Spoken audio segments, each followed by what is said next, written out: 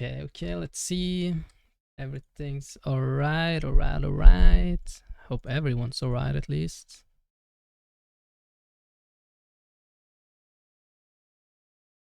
YouTube fine. Twitch fine. Which is fine. Perfect. Okay. Alright, you're probably wondering what the fuck we're doing. This is not RuneScape. This is not the Minecraft that you streamed previously. You haven't been live for 2 weeks. Yeah, I was just recording a YouTube video, and I was thinking, why the fuck not? I already have my camera up and everything. So there's this video I really want to see, and that is you guys have heard about Streamer U, right? This big thing happening at the moment with in the streaming world. Yeah, Ludwig had a lecture, how to get ahead of 99% of streamers, that I've heard a lot of good things about. So I kind of want to see this and see if I'm doing things correctly according to him. I'm guessing I don't. I'm just guessing. This is a reaction video. Buckle in, motherfuckers. Buckle in. It's 1 hour and 50 minutes long. Holy shit. I'm gonna take a while. I'm gonna take off my fucking clothes, man, for this. Ugh.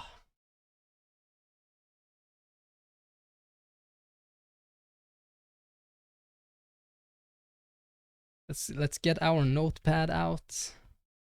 Let's learn, everyone.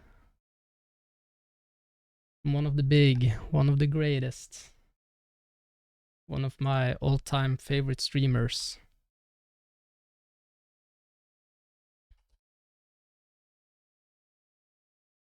Okay, so what am I doing wrong? Let's have that as the fucking start of the notepad. Let's figure this shit out. A recent survey shows that the most sought after job for Gen Z is to become a YouTuber or streamer. Let's see, I think volume is fine, isn't it? Hold up. Already failing the streaming thing. I can't even get the volume right. There we go. And although the world would be a better place if more people wanted to become electricians, nurses, or teachers, I know a little bit about what it takes to become a streamer. See, I've been one for the last 10 years. And in that time, I became Streamer of the Year, Content Creator of the Year, and had the most subs anyone has ever had. I've also fallen off in that time. But 31 years old now, I know exactly what you need to do if you want to become as successful or even more successful than I've ever been. In this video, I got a few tricks for you, tips, things that if you follow, there's a chance you'll succeed. I can't guarantee it because it comes down to your ability to connect with others, but I was the Professor of the Year at Streamer U and taught 4 different classes that I've condensed. I feel like I have that ability to connect with viewers. I don't think that's my problem.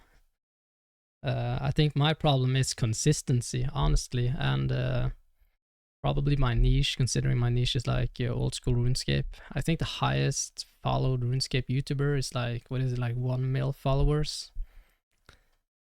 There's like only a handful of YouTubers who has over 100k, who's like doing like RuneScape as their niche.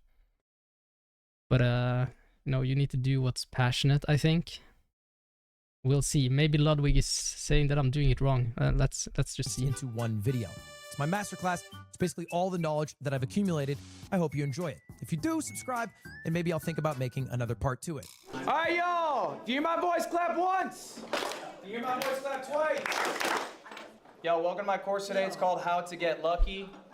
I realize this has a bit of a sexual innuendo. It is not sexual, but I truly believe to be a successful streamer, I have a girlfriend. I don't need this class after all. It's how to get lucky, brother. Love that segment. It's nice. you need to get lucky.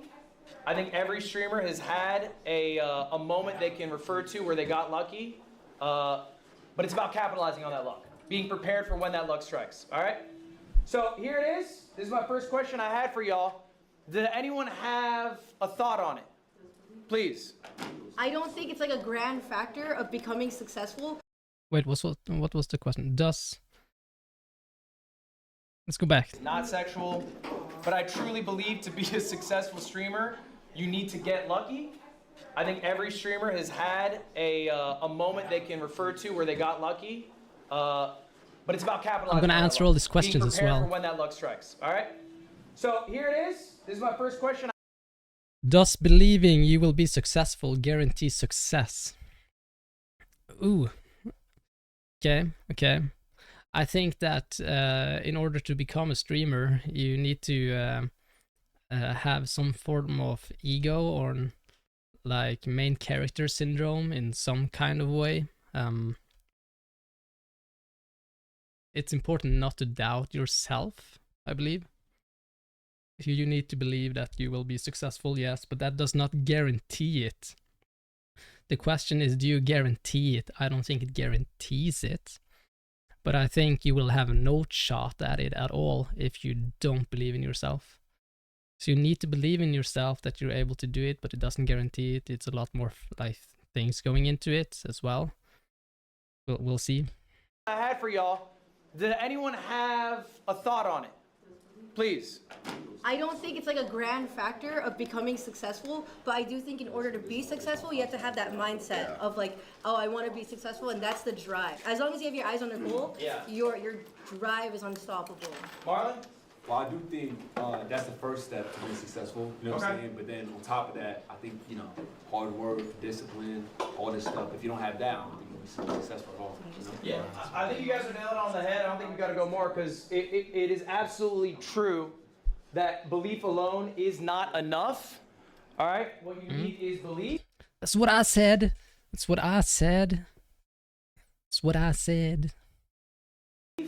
But you also need all those other factors. The most important thing I want you to take away from this class is that you need to be delusional. You need to be delusional. I mean, yeah. I believe so. Kind of delusional. You need to take the chances that you can take, at least. All right? Amen. 100%. I always say that. Delusional. Are already amazing at this. All right, you were all delusional enough to have applied to Streamer U and thought that you would get picked to get in. You are all delusional enough to be hitting the go live button, which is in it of itself an act of ego, right? People should be watching me, not other people. So you're a little delusional in that sense. That's it is true. a perfect thing if you're going to be a successful streamer. You have to be delusional. It's not a teachable skill. That is a skill that you either have intrinsically, maybe confidence you grew up with. So congratulations, you all have that. And I have some more congratulations for you. I got some good news for you all today. Wow. And all right, the class is called How to Get Lucky. A little background for y'all on who I am. I am Professor L. All right? If you don't know me, Streamer of the Year. Oh. What was that? That was Bonnie right there. So uncalled for. What was that? Extremely uncalled for. No, chat was saying loser. I was like, loser? What are you talking Bonnie, about? everyone gets one. 2, you're out. Ooh. Professor L, Streamer of the Year. Ooh. Ludwig. That's a very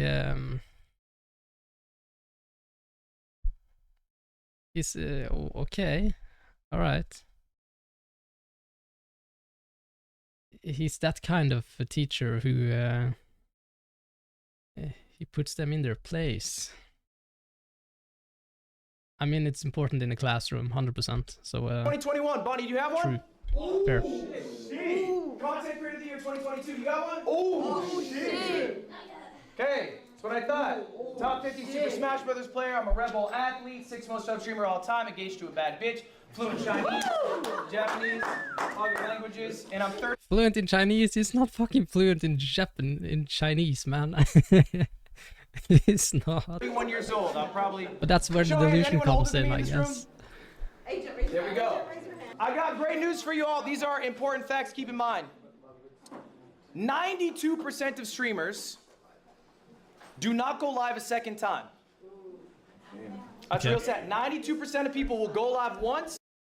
The number of people who go live once and then never go live again every month, go live twice, and you're top 10 on Twitch. Motherfuckers, I'm top 10 on Twitch. And they will never go live again. Let's go. To be in the top 1%.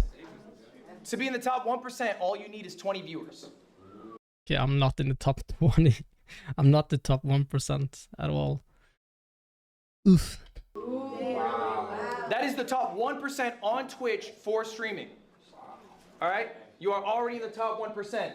And of the 1 million students who have applied, you guys made it in. Round of applause for yourselves. They did. Very true. And just by show of hands, who's in the top 1% on Twitch? All of us. Okay? All right. That's I think I would have applied if I lived in the US, but I'm 100% sure they wouldn't fly someone from fucking Norway, honestly. pretty good. So we're doing well. All right, everyone, do me a favor, check under your chairs. Wait, maybe I'm not delusional enough, you know? Check under your chairs, everyone. Everybody check under your chairs right now. All right, okay, everyone's got, who got a star? Me! I got $10. I got a star. All right. I have a star. Do me a favor, what color star you got? Silver. Okay, silver, white. Glitter. Does anyone have a gold star? Does anyone have a gold star? Oh, we got our gold star!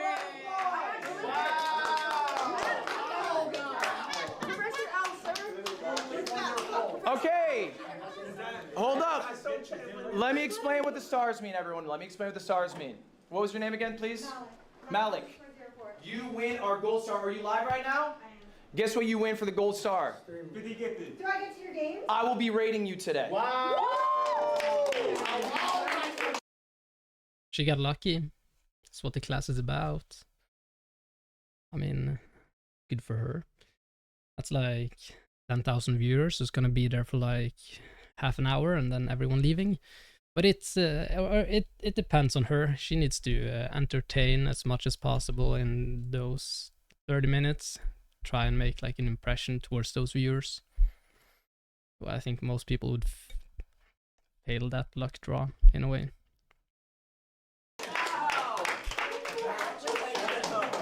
Now, guys, what did Malik do to earn that gold star? Got lucky.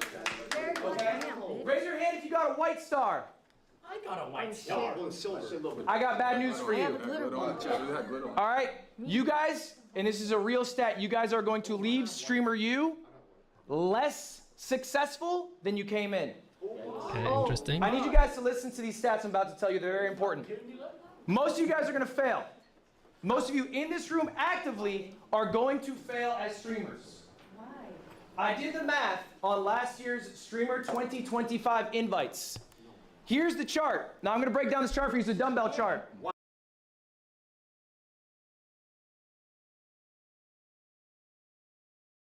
What the fuck am I looking at? I don't understand this chart at all. Wait, okay. 1, 2, 5, 10, 20, 50, 100, 200, 500, 1k, 2k, 5k, 10k, 20k, and then each of these dots are different viewers, perhaps. Right? That's what I'm looking at. Oh, damn, look at this guy. He got like 750 viewers.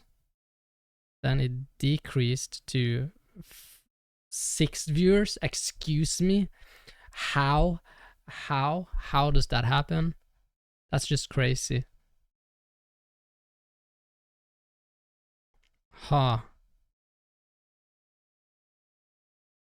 June 2026 average viewers. Some of them are down to 1 viewer.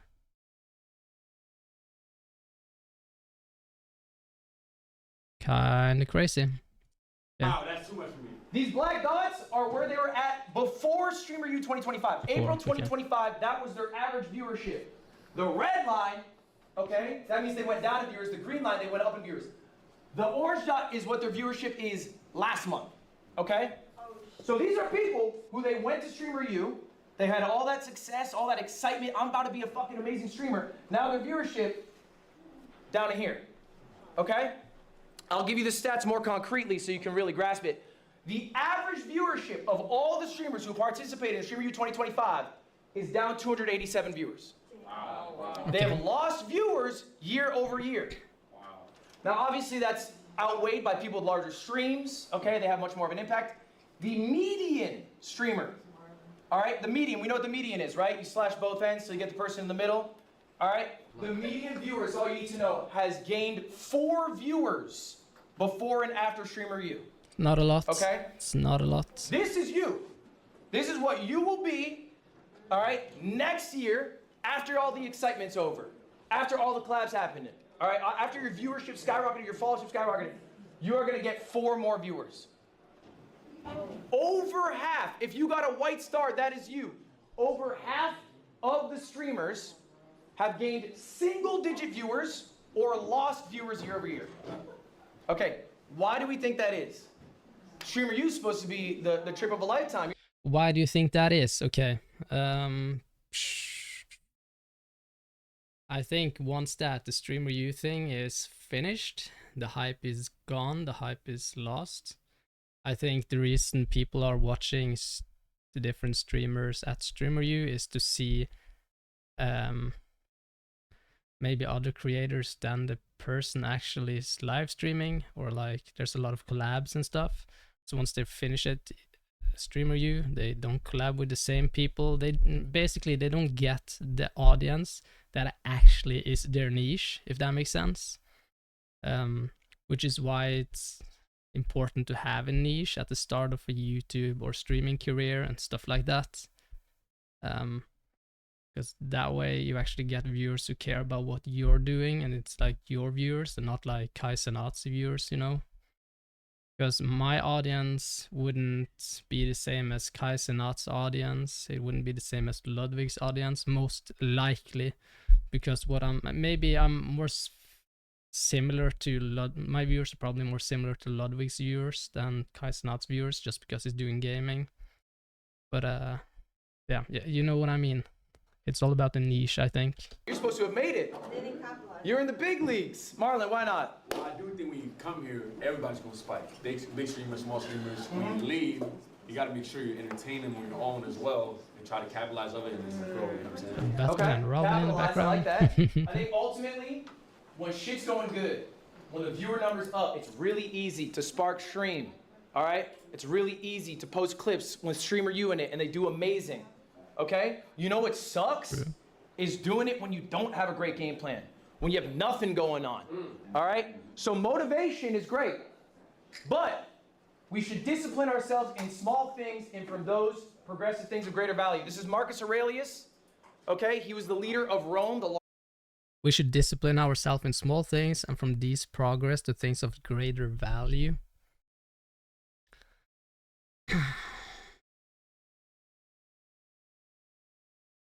Okay. What's his point here? How is he gonna, like, okay. I feel like that sentence is so broad in a way. It's a nice quote, but it's very broad. He needs to back it up with something for it to make sense. largest empire in the world. He wrote himself a journal called Meditations. It was his private thoughts. It was never published. They published it after he died. He's the most powerful man on earth. He's writing this, okay? He has everything in front of him. He is writing this. So what does it mean to be disciplined versus motivated? Okay, we all know motivation's fickle. Discipline's forever. How do we get some discipline? This is an activity. I want you guys to all be doing this right now. This was your homework. If you did it, good. If you didn't. Okay, activity. Activity time, everybody. Let's see. Write down goals you have for yourself to achieve before the end of the year. Oh, okay. Yeah, I already has done that. I'm already doing that. I have this one standing on my fucking standing right here, staring me in the face every time I'm sitting at my desktop. What I have here is the subscriber count on both of my channels that I'm active on, and then it's the goal, subscriber goal under there. So the subscriber goal for 2026 is 1K subscribers on one of the YouTube accounts. So on the old school RuneScape one, we have a little bit over 500. On the one that I'm trying to revive, like make a new one where I just don't have a niche, where it's just me as a personality. The channel you're watching right now on YouTube, if you're watching this on YouTube, has only less than 100, but it's not a niche there. It's nothing really. It's just vlogs and IRL footages and stuff like this, stuff that's not old school RuneScape, like everything. So yeah, OSRS up to 1k, and hopefully this one up to 1k at the end of the year. That's the goal that I've written down. Do not make all your goals metric based. Oh fuck. Okay. Yes, another goal I've previously had is to get a schedule going, but it's very difficult considering I work and I have a girlfriend and I have responsibilities, you know, as an adult fucking man.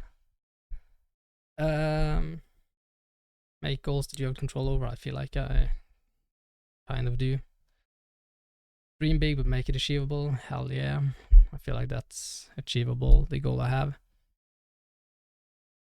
Failure to hit your goal should result in an honest conversation with yourself. Motivation is fleeting, be disciplined. Okay. Yeah. Just have to sit down and figure out why the fuck didn't it work the way I wanted it to. You know? Do it now, pen and paper. We're writing down our goals. These are goals that you want to achieve before the end of the year. They're 2026 goals. We're in July, we're over halfway through. We don't have that much time left. But what do you want to achieve by the end of the year? These don't have to be streamer related. All right, they can be about maybe your personal health, your personal relationships. But I want you to be writing down the goals. If you're writing down on your phone, I want you to write these down physically, okay? This, I have it. I didn't bring it with me, actually. I fucked up. We forgot to bring it. I wrote this down in 2018. I literally have the piece of paper in my dorm room, okay? It was 2,000 subs, 100K followers, 1 million uniques, be punctual, be full time. I went 4 for 5. I'm not a punctual guy, I'll be honest about myself. All right, I went 4 for 5, but I do believe there is some value in materializing your goals by writing them out, putting them in the universe, okay? And I want to see your goals. I'll reply to all of them. That's part of your homework today. But ultimately, motivation is fleeting.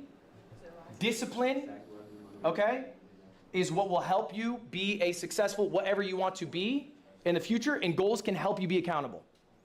Okay, make the goals achievable, but also something that you're shooting for. Next up, we're going to talk about schedule. All right, this is important. When I first went full-time streaming, I did what probably a lot of you maybe do right now.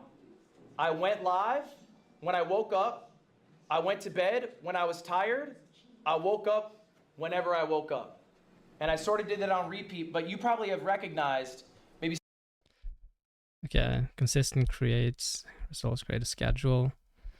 I do meetings, podcasts, and get myself ready for the day. Time to watch streams, eat, workout, and eat what I want to do on stream today. 4 to 6 hour stream, usually compromised 3 segments. Decompress, spend time with my fiance, watch TV, eat dinner, chill with my cats. End of time when you end your day determines how your next day will go. Okay. But I feel like the way that you start your day determines how the rest of the day goes, honestly. But yeah, probably a personalized schedule we're watching right here.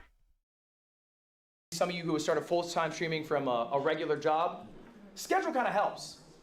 It helps make sure you wake up at similar times, get similar sunlight, you eat correctly, you're working out correctly. And I don't think people think enough about streamer schedules. They just think about, when can I spark? How long can I be live? And I think a lot of you right now, who's doing 24/7 here? Okay. Now this is fine. Look, it's Streamer U. It's a rare event. You're capitalizing on it. Okay? But let's get a good schedule when we get back. I'm going to tell you this is my ideal schedule. This is what I try to do day to day, at least when I go live. I wake up 9:30. The first thing I do, first 4 hours of my day, it's meetings. I do some podcasts. I eat right. I do like at least, 5K steps. It's just starting my day off, okay? Next up, 1 p.m. This is probably one of the most important parts of my day. It's me time. I'm looking at people's streams. I'm ideating what I'm going to do on stream that day. That's it. I got nothing else on the plate. It's eat, ideate. I watch Twitch, that's it. 4 p.m., usually about when I go live. I don't go live for more than 4 to 6 hours. And we're going to talk about that in a little bit why, and why that's, I think, a good amount of time for you guys to go live for. But I'll do whatever segments I had come up with in my ideation process, and then decompress, hang out with my fiance, eat dinner, chill, and then I try to hit a similar bedtime every day. This is going to be another homework assignment for y'all. This one, you guys don't need to show to me, but I want you to create an ideal schedule for yourselves for when you guys get back from Streamer U. What is the life you want to lead? Okay, write it down. I already have a schedule. You can make your life really easy if you just follow the script that you give yourself. Another important thing, take days off. I think a lot of you guys don't want to take days off. I think a lot of you guys feel this pull to keep going. You are human. You are fallible. Give yourself the best opportunity to succeed in 5 years. People underestimate what they can do in 5 years. They overestimate what they can do in 1 year, okay? Okay. So if you give yourself a little rest, you'll be a lot more successful in the long term. Are you trying to be a streamer for a year and burn out and then be like, oh, I can't deal with content creation? Or are you trying to do it? I'm on year 8, okay? Has he been streaming that long? You never seen a tweet out of me going, oh man, I'm so fucking tired doing this. Because I take time off. I go to Dodgers games, I hang out with my fiance, I do whatever. But I think time off is important. That shit actually matters. It will help you in the long run. It will also help you be a more well-rounded individual. People who stream every day, they become rotted individuals. All right? I think experiencing life makes you a better streamer, makes you a more well-rounded person. This also matters. Do we have a question on that? Did you start taking days off once you made it big, or when you were still small? All right, guys, hold on. I mean, I think I take too many days off. I think that's my problem. Did I fuck something up here? Wait. I think I started recording, then stopped recording. How long is this recording right I here? went live when I woke up. Did you start taking days? Yeah, I literally just forgot to record generals. We're just gonna download a clip from Twitch. Did I take days off when I was making it big? Okay, look, it's true that when the number's going up, it is really exciting to ride that wave and do as much as you can to keep it going. It's like what you guys are doing currently with Streamer University. I gotta go live every day. Okay, that's fine. I think it's okay for short periods of time to do that, but make it a short period of time. Recognize, hey, I'm catching this wave. I'm gonna take some time for myself after, all right, to catch up on the life that I haven't been leading because I've been so focused on work. It's really easy for streamers to fall in the trap. You know the trope of like the working husband, barely knows his wife, barely knows his kids, works every day? Streamers do that to themselves all the time. So many streamers have amazing relationships online. Offline, they barely talk to the people they stream with. They have no personality. They give everything to their creation, and then they're a husk of themselves. In 10 years, you will not be hearing about them. I promise you that. Yeah. All right. Who's your GOAT? This is another homework assignment. I need you guys to be writing down who your streaming GOATs are. Now, for this specifically, Who is your GOAT? Who's the streaming GOAT? Okay.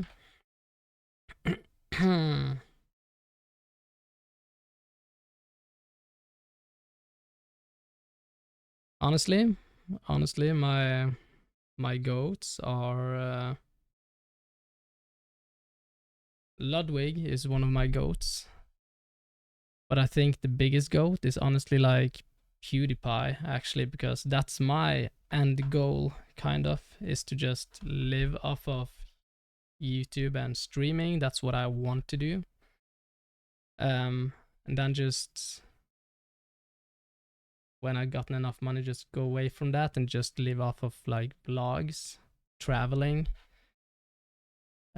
enjoying life. That's like, I want to get to a point where I can just film my everyday life and just live out of that, like experience new things and just film it. Not stress, like early retirement kind of deal. Experience life. I think that's my end goal, and I feel like that's basically what PewDiePie has. Just living life with his family and exploring Japan.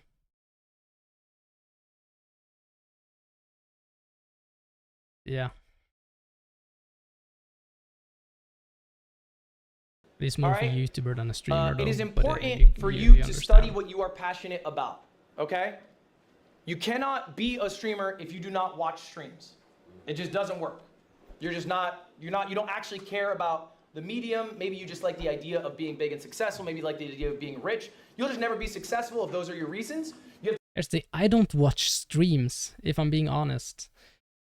I don't watch streams, but I watch a lot of YouTube videos, and that's because YouTube videos is like the primary thing that I want to do. And then the streaming thing is just a side project, because I'm already making the videos, I'm already playing the game, I'm already doing it. Like, why the fuck not just do it live and communicate with your audience, you know? I like the interaction part, but watching streams, nah, that's not me, man. It's not me. I'd rather watch like a high edited version of the stream. Which is why I make edited versions of my streams. To truly love streaming to be a big streamer, all right? So what does it mean when I say who's your GOAT? I need you to find streamers in the niche you are in, okay? In the niche that I'm in, motherfucker. Nah, I watch a lot of YouTubers who do, yeah, who do RuneScape. I think my GOAT in the RuneScape niche, that has to be Eevescape. He's my GOAT, straight up. Take a lot of inspiration from him.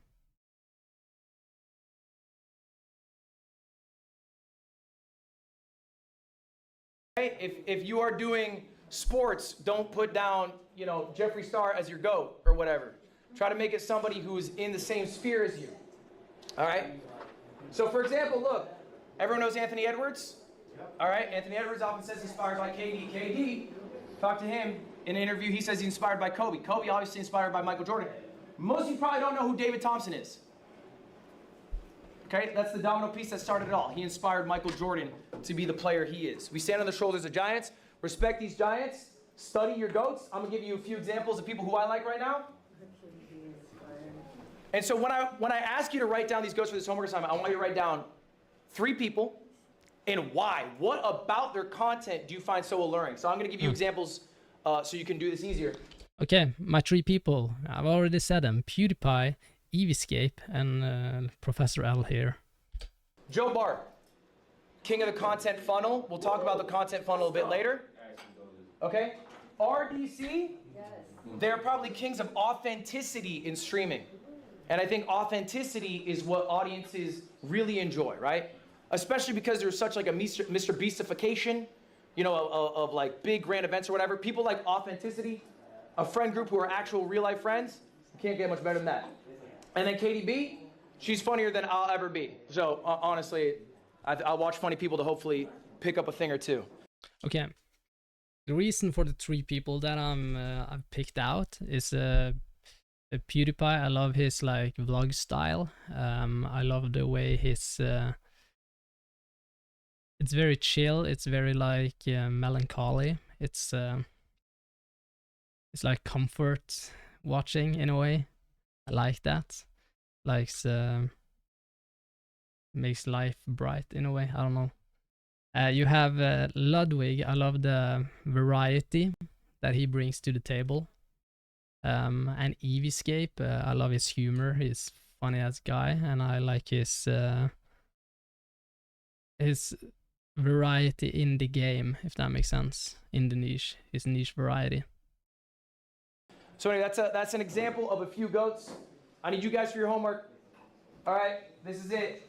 All right, there's 3 things. I'm only checking for 2. First one, I need your goals, at least 3 for the end of the year. I need you to think about the schedule. I don't need to see what your schedule is, but start thinking of an idea. Can we be honest with each other? These guys are streamers. They're not gonna do the homework. They're absolutely not gonna do the homework. I just know it. Schedule. And then finally, write down your 3 GOATs and why they are your GOATs, what you admire about them. And I want to just actually take a few right now. Does anyone have some goals they'd like to share with the class? Bonnie, please. What's a goal? Like lose my imposter syndrome, because I do struggle with that a little bit. Lose your imposter syndrome. Yeah.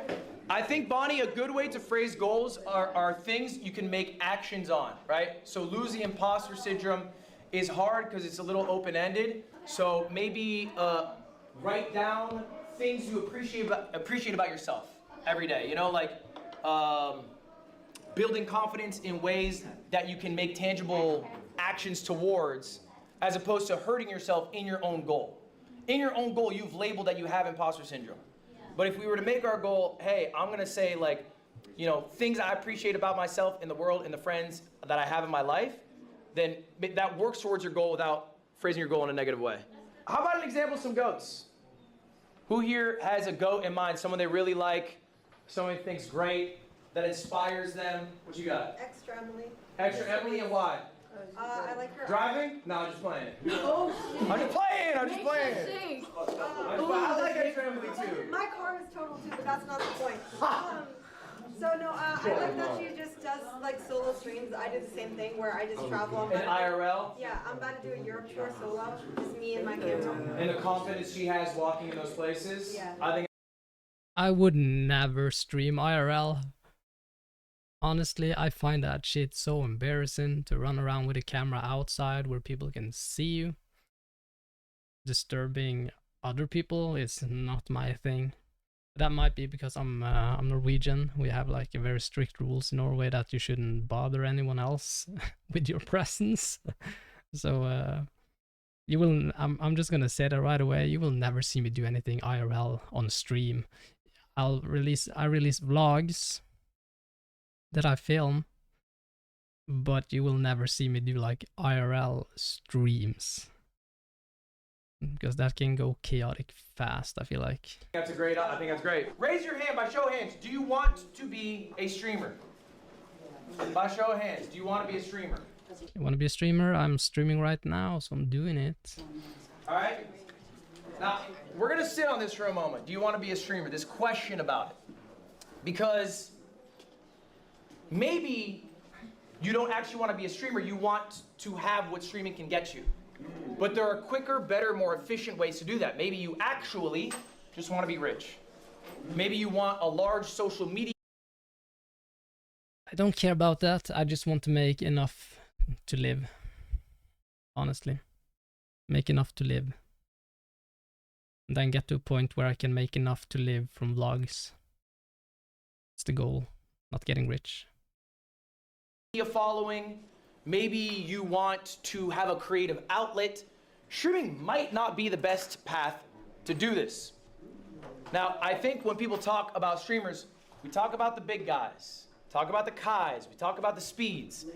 That's awesome. That is a very small number of all streamers. True. That is realistically not going to be you. I have 3 examples for us today. I have a top 100 streamer in the world, I have a top 1,000 streamer in the world, and I have a top 10,000 streamer in the world. I'm gonna show you guys all their revenue and their viewership. We're gonna pocket watch. Guys, we're gonna start off with Mr. Number 95. Guys, we were starting off, excuse me, with myself. I'm gonna show you how much money I make. I'm the 95th. It's only 95? I thought it was higher. Stream on YouTube, it doesn't include that, but I'm like maybe top 100, somewhere in there, right? These are my metrics. If they line up with yours, okay, then your revenue will probably be similar to mine. I don't stream nearly as much as some other guys. I have 9,500 subs. All right. For me specifically, okay, we're going to go through some expenses that I have. Here's my expenses. This is just the month of June. Everything here is for the month of June. Payroll, $225,000. That is for the 15 employees that I have. Next, travel. $55,000, that's a higher number than normal. I ran an event, I had to fly a bunch of streamers out. Hold up, this was That's that 1 travel month, what the expense. fuck? Next up, events. That's That crazy. is the production of the event. Nice. Next, marketing, again, similar for the event, it's another $10,000.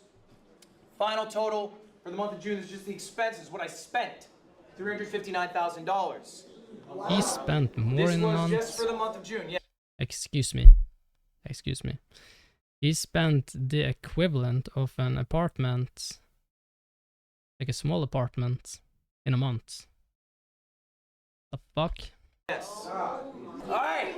Now's the fun part, guys. Now's the fun part. How much do you get to make? How much do you get to make, y'all?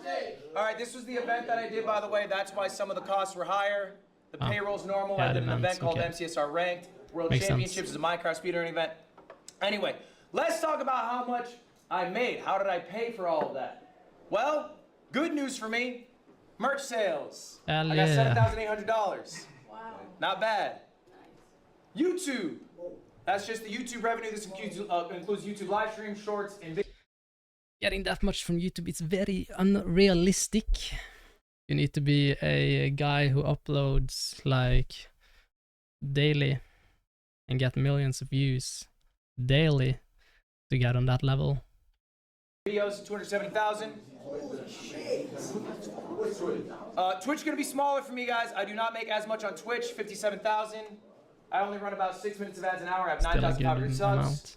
That's about what you make for that. But The it's in his biggest bulk of my minuses. money, though, I made a pivot in my life. I decided I wanted to stop being viewer funded. All right, I did a subathon, had the most subs any streamer did. I had like an average of 20, 30,000 subscribers. I ran a higher density of ads. And then I said, you know what? I don't feel good as a multimillionaire getting these people to pay me money. I didn't like getting 100 gifts. It made me feel weird. I'm gonna start pivoting to get most of my bread from sponsors. That's the biggest cut of this.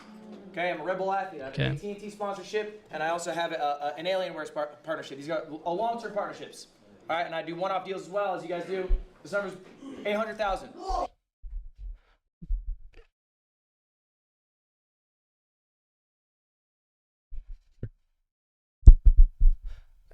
Excuse me? 800,000 in sponsors? What the fuck?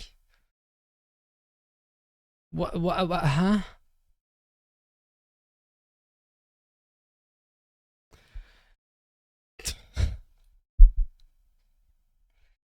Dude, what are the sponsor people doing?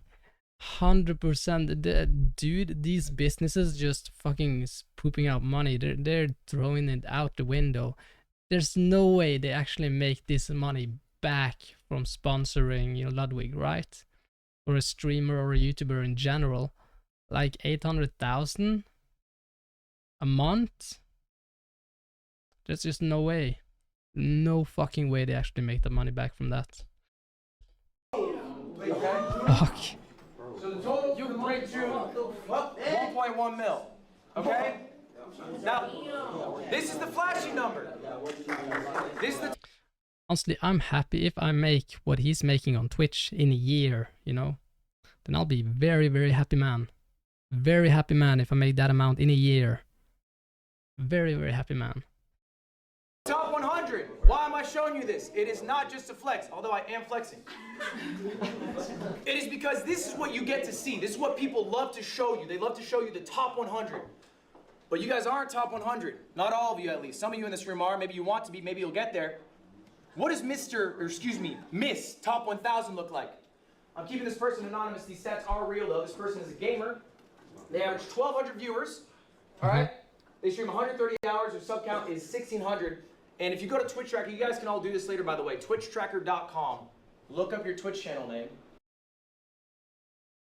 Hold up. Let's do this. Twitch Tracker. Tracker.com.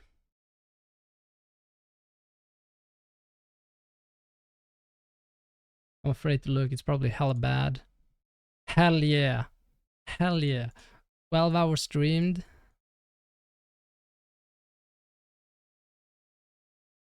Last 30 days. 12.3 hours stream. 1.3 average viewers. Let's go. Peak viewers are 3. 2 game streams. 0.16 followers and hours. 2 followers gained. 16 hours. I don't know what that's 16. Oh, 16 hours watched. Okay. 5 out of 30 days active. I was on vacation this week, man. Let me be. Lifetime overview, but this isn't correct though. I've streamed for a lot more hours than this. Okay. Highest number of views, 10. I think I've had this inactive for a long time. Total followers, 93. That's inaccurate. I'm on 94, I believe. Total game streamed, 7. It's wrong though. You can see here that it's it's 2 years. 2 years are gone. Just gone.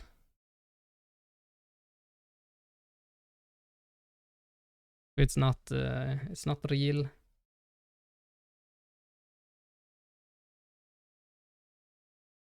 Famous followers, Dinusen. Okay, cool. Last live 15 days ago. See, I had 15 days where I'm half of the month I wasn't live. I am top 7.69% on Twitch. Hell yeah. I'm Mr. Rank 257,000. Let's go.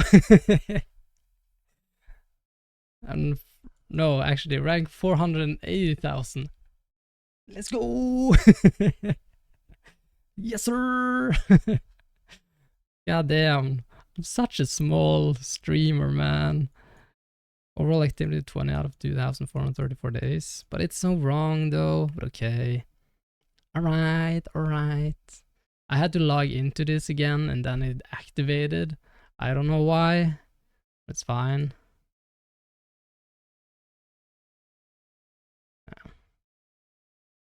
Subs. Not yet tracked. The fuck? Okay.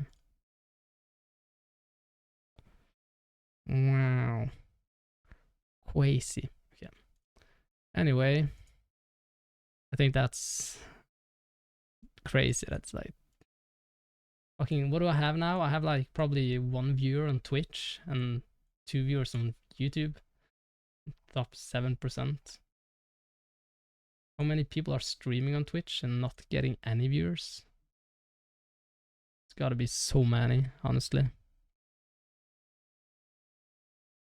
Yeah, okay.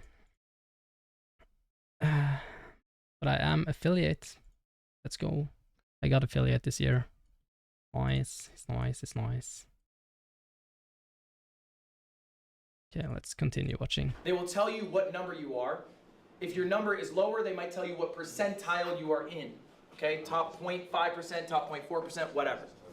Anyway, this is a real person who is in the top 1,000. They're not exactly 1,000, but they're close to it. Right. This is all of their viewership. All right, how much do they make? How much does a top 1,000 streamer get? Sponsorships, $0. Oh. Asked them why. They said they think their agency's ass. They haven't had a deal. Okay, it's a much. That's kind of crazy. I mean, I'm Mr. 408,000. I've had sponsorships. I got sponsored by Raid a few years back, and I can take sponsorships if I want. I just feel like I'm too small right now to take sponsorships, so I'm not gonna take any. I mean, I made like $15 off the sponsorship, but if I was her, if I was in the top 1,000, I would definitely take those sponsorships. Would be worth Different it. Number. YouTube, 150. Not a little. Only 150. Yeah, so she's 150 in a month. She needs to work on her YouTube a little bit then. 50. They're not posting really long form videos. They're mostly doing shorts. There's not a lot of revenue coming from the YouTube. They're more of a streamer than a creator with multiple verticals. All right. Twitch, 10,000. That's not bad. That's a good amount of money. That's not bad. That's comparable to what I'm making. I'm making 10,000 as well. All right. And if we go back to the hours a week, that was your question. They stream 130 hours. 130 hours. A week or month? For the month. This is all the month of June. So in total, this top 1,000 streamer made $10,250. That's not bad. Right? You make $100K a year being a streamer. Happy about that. That's not bad. All right. Well, let's go one further. Let's go to top 10,000. Mr. Okay. 10,000. Interesting. This streamer is a Average viewers 150. variety streamer. It's a real person. It's real stats.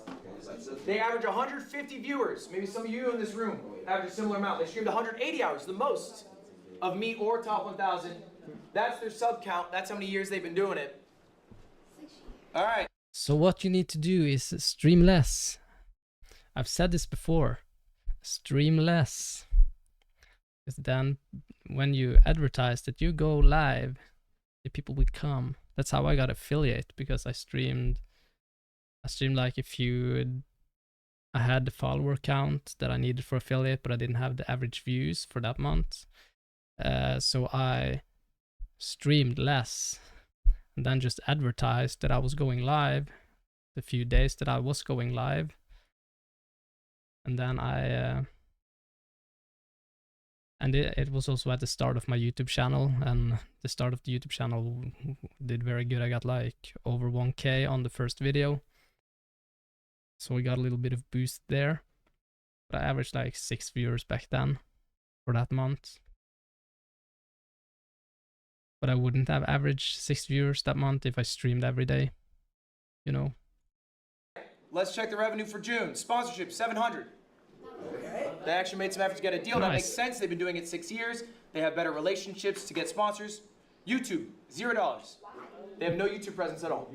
Oh, no YouTube presence. Twitch, interesting. $3,000. Grand total, $3,700. But it's not that bad. I mean, $3,700. That's like, it's less than what I would make a month if I was working full time as. I'm a preschool teacher. I make like 5K. If I worked 100% as a preschool teacher, I would make 5K. Maybe a little bit, yeah, around 5K a month. They make less than me, but Now, it's still okay. I need you to put this into perspective. That is a top 10,000 streamer in the world. Right. That is not a small streamer. That is a big streamer. How many streamers are there in the world? Anyone have a guess? 100,000. Someone give me a guess. 100,000. Million. Just in the month of June, how many people went live? 5 million. Just on Twitch. 5 million? 5 million. It's not a bad guess, Jason. You're wrong. Oh my God. 6.2 million. 6.2 million people streamed in the month of June. Is it really that many streamers? People. That's on Twitch too, right? On Twitch? And that guy is better than 6.24 million. Top 10,000. And how much is he making? 3,000. 3,000. They're making about 40K a year, right? Roughly 40K a year. And that's top 10,000 in the world. Okay? The numbers aren't wrong. People trick you. They say stream makes a lot of money. It does. Right. For me. But this whole streaming system is rich gets richer. The top makes a fuck ton. When a sponsor wants to do a deal, are they going to small streamers? No. They're trying to hit up HeSo speed. Then they go, that's out of our budget. Then they go down the list. They go down the list until eventually they're stuck with me. All right? So I just need you guys to internalize this. I'm going to ask you one more time. Do you want to be a streamer? Yeah. Are you happy with the lifestyle? Let's say for the rest of your life, you are a streamer who's the 10,000th biggest streamer in the world. That is a successful streamer. You're making 4K a month. All right? Are you happy with that? Yes. And fuck no. You're saying fuck no. Okay, but what if that's the reality? Is it only worth it if you're top 100? Or are you happy doing the act itself? Is what you are actually chasing being rich, being famous? Or do you enjoy streaming so much that regardless of the amount you make, you would love to do it for that amount of income? Is it enough that you are full-time? I mean, I feel like I do it for the passion. I mean, I got like, what do I make? Like per stream, I make like maybe $50 or something like that. Maybe less, I don't know. Around that. Maybe like, yeah, $50 is probably the average I make when I stream. Give or take. Or do you want to hit these higher pursuits? And is streaming actually the path you should take to do that? That's what I'm asking you. Are you trying to be a streamer in 10 years who's making 5K a month? That's the question, and I don't know the answer. You got to ask yourselves. There's some people in here who are streaming for the first time at Streamer U. Maybe they're trying out. You don't have to be a streamer, yo. I know it's the buzz, but like, there are a bunch of other paths. You can be a YouTuber. You can just be a short form creator. You can be just a social influencer. You could be a real estate mogul if you want to make money. Like, there's a lot of other paths you can take in life. You can just work a 9 to 5 as something you're passionate about. But the difference is that if you do that, like for me, right? I don't like having a boss. I don't like to have to follow other people's schedule in that way. I want to be I want a job where I can be flexible, right? There's not a lot of jobs out there where you can be flexible in that way. You don't have to be a streamer. It's not a guaranteed success. You're not all going to be making millions. All right, let's keep it rolling. Does this sound like you? I want to see hands if at any point I'm talking about... I want to see. Does this sound like you? My clip channel does really well, but how do I convert long form viewers? No, it doesn't sound like me because my clip channel is doing terrible.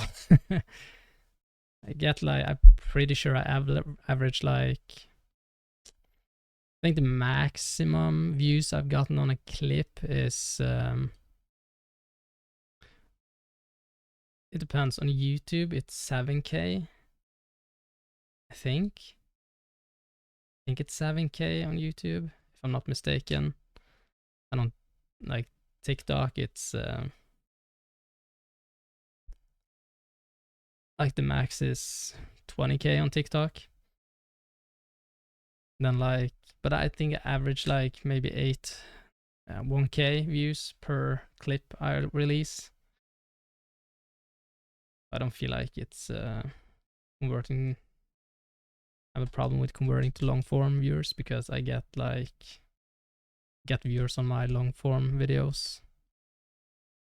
But getting viewers to stream, I have a problem with, yeah. About someone or some awesome... I just don't get YouTube. Nah, I feel like I get YouTube, so that's fine. I just need to... It's all about being consistent, uploading, making your content better and better and better. Having consistent uploads. So I understand that. It's just that my video formats, the way that I create videos, I have prioritized quality over quantity. I mean, I could upload... I upload clips on YouTube every day, but long format videos, it can be like 2 months, 3 months between each long form video because I want them to be quality. How do I juggle clips, YouTube and streams? You make a lot of fucking clips at the same time. You schedule them on all the social medias that you can schedule them on.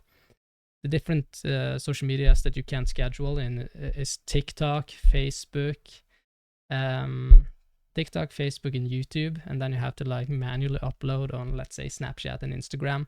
So I'm a lot more active. I release clips every day on TikTok, YouTube, and Facebook. When it comes to the YouTube thing, it's difficult considering the editing parts and the long gameplays I have to do to get to a certain point to make the YouTube video interesting.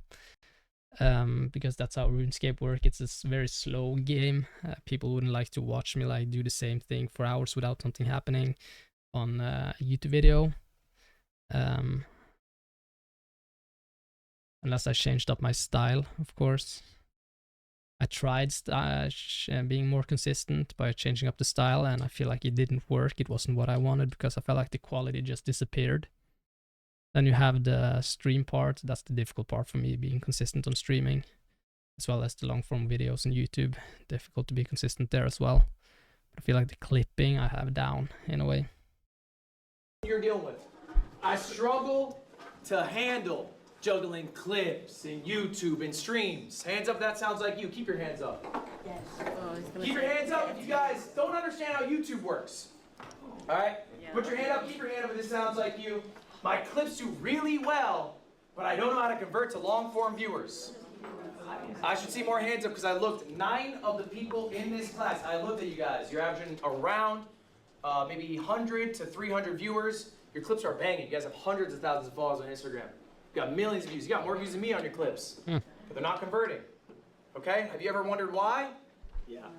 Okay? Let's hear some theories. Who's got a theory? Why are you not converting? Okay, why are they not converting to long form? That's because that it's two different fucking audiences, if we're gonna be completely honest. You have people who likes to sit on their phone and just get a dopamine rush, right? Just watch small from videos, and then when they, let's say some of them decide, oh, this looks funny, I want to watch the stream, right? And then they come into the stream and they're like shocked that something isn't happening all the fucking time, you know? That it's not like boom, boom, boom, boom, boom, boom, flashy edits everywhere, blah, right? It's two different audiences, honestly, and probably depends on how entertaining the streamer is as well. When they're on stream, like, are they able to keep the stream entertaining at all times? Are they able to make things happen all the times? I know I'm not able to do that. For example, I like this. I like that my streams are kind of like a chill space where people come into chat. We chat about whatever the fuck we want to chat about. And then when there's no streamers there, I just fill the air with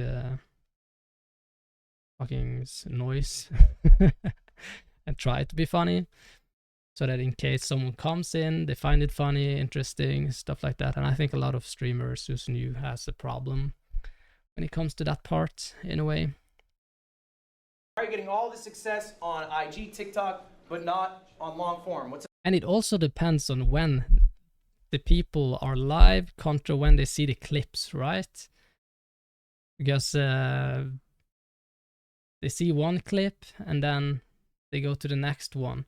But let's say they see the clip, they go to the stream and you're not live, they're just gonna continue, like, go out of it and go to the next one. So it depends on when the clip goes viral, on contrast to when you're actually streaming, in that sense. But it's very hard to like balance those things, because you could upload a clip and then it goes viral like 10 hours later, or a month later, or 2 days later. You never know when it's gonna hit.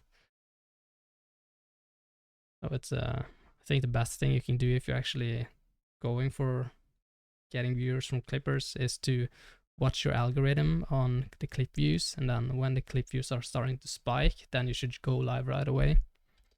At least in terms of streaming, sometimes I feel like I don't see the personality of a streamers on the, like, their personality on long form versus short form. Like, they're a completely different person when it comes to long form streams, so you don't really see their I think that's a really good point. I'm going to say this louder for y'all to hear. I'm going to repackage it in a different way. The expectation of the viewer is not met when they go to the long form content. True. That is what is happening to you. All right? Now, before we jump into that, I have a question for y'all. What is worth more? All right, there's a little quiz time. Pop quiz. Ooh, what is worth more? Is a TikTok follower worth more, a Twitch follower, or a YouTube follower?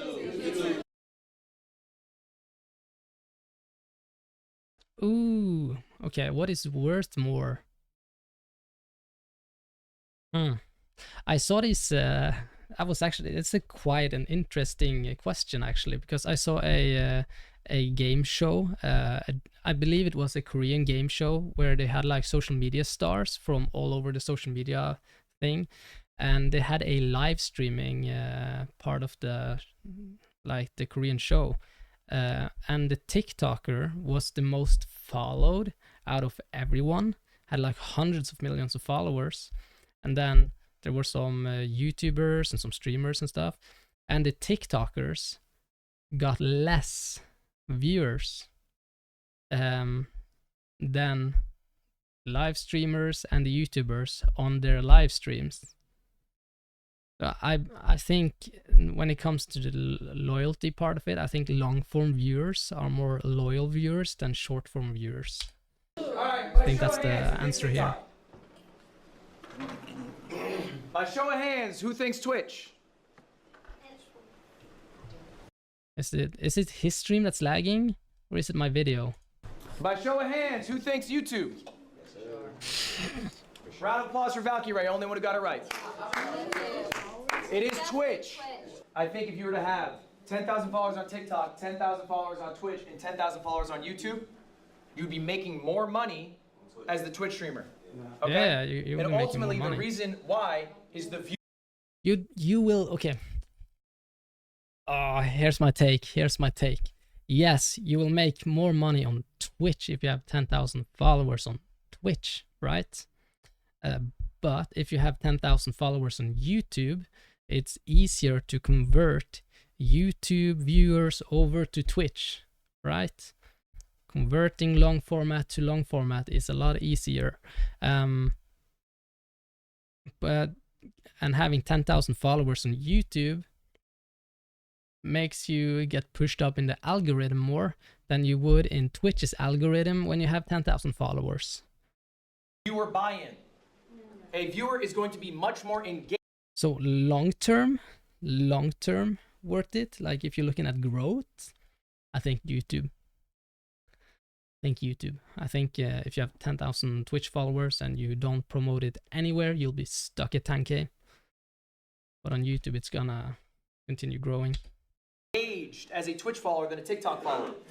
If you think about a TikTok follower, that's pretty straightforward. If they watch every single TikTok you post, they probably see 30 minutes of your face in a month. Total. All right? A YouTube viewer, how much are they seeing of your face in a month? It's gonna be more, but there's edited videos, how many videos you're uploading. Average Twitch viewership, they might spend 30 minutes on one Twitch stream. And you can easily pump out stream a day if you really want. You also have a better relationship with a live viewer than you do with a YouTube commenter. True. They're not always commenting. Most people don't comment, and you're likely not replying to all the comments. But in chat, they're always talking to chat. You got chat on your phone right now. Chat's probably saying some shit right now. You probably looked over and read them. Has anyone read a YouTube comment while I've been here? No. Has anyone read a TikTok comment while I've been here? Yes. So if you need to sell merch and you have 100 Twitch viewers, or you get a 100 view YouTube video, which one's better? You're trying to push merch to someone. Probably the Twitch follower. They're probably more likely to go buy that. Lacey, why are you disagreeing? What's your point? No, I'm not disagreeing. The followers, yes, but YouTube has a way better system of getting recommended. That's what I'm saying. Hell yeah, Lacey. Hell yeah, we're saying the same thing. This is why Lacey's the GOAT. So even if you have if you have 100 followers on Twitch, you're not gonna. There's no really chance to get 1,000 viewers. That is correct. There is no discoverability. That is correct. But that is a different question. The question is pound for pound, which one's worth more? Worth more money. Not just worth more. Worth more money, correct.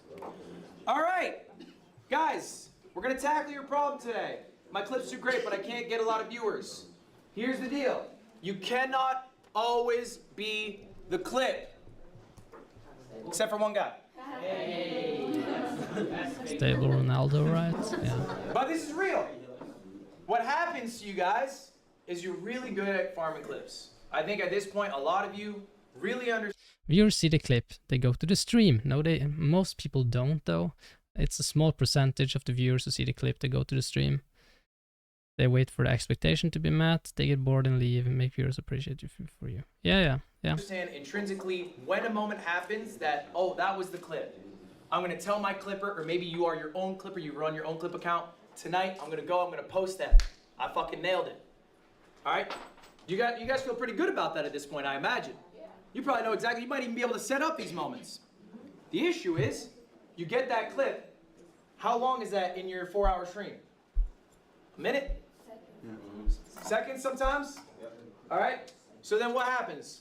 That person sees you on IG, you get an awesome clip, they go to your stream, and what are you doing? Are you farming a clip at every moment? Exactly. No, you're a person. All right? We're not always exciting. We're not always on. I know I'm not.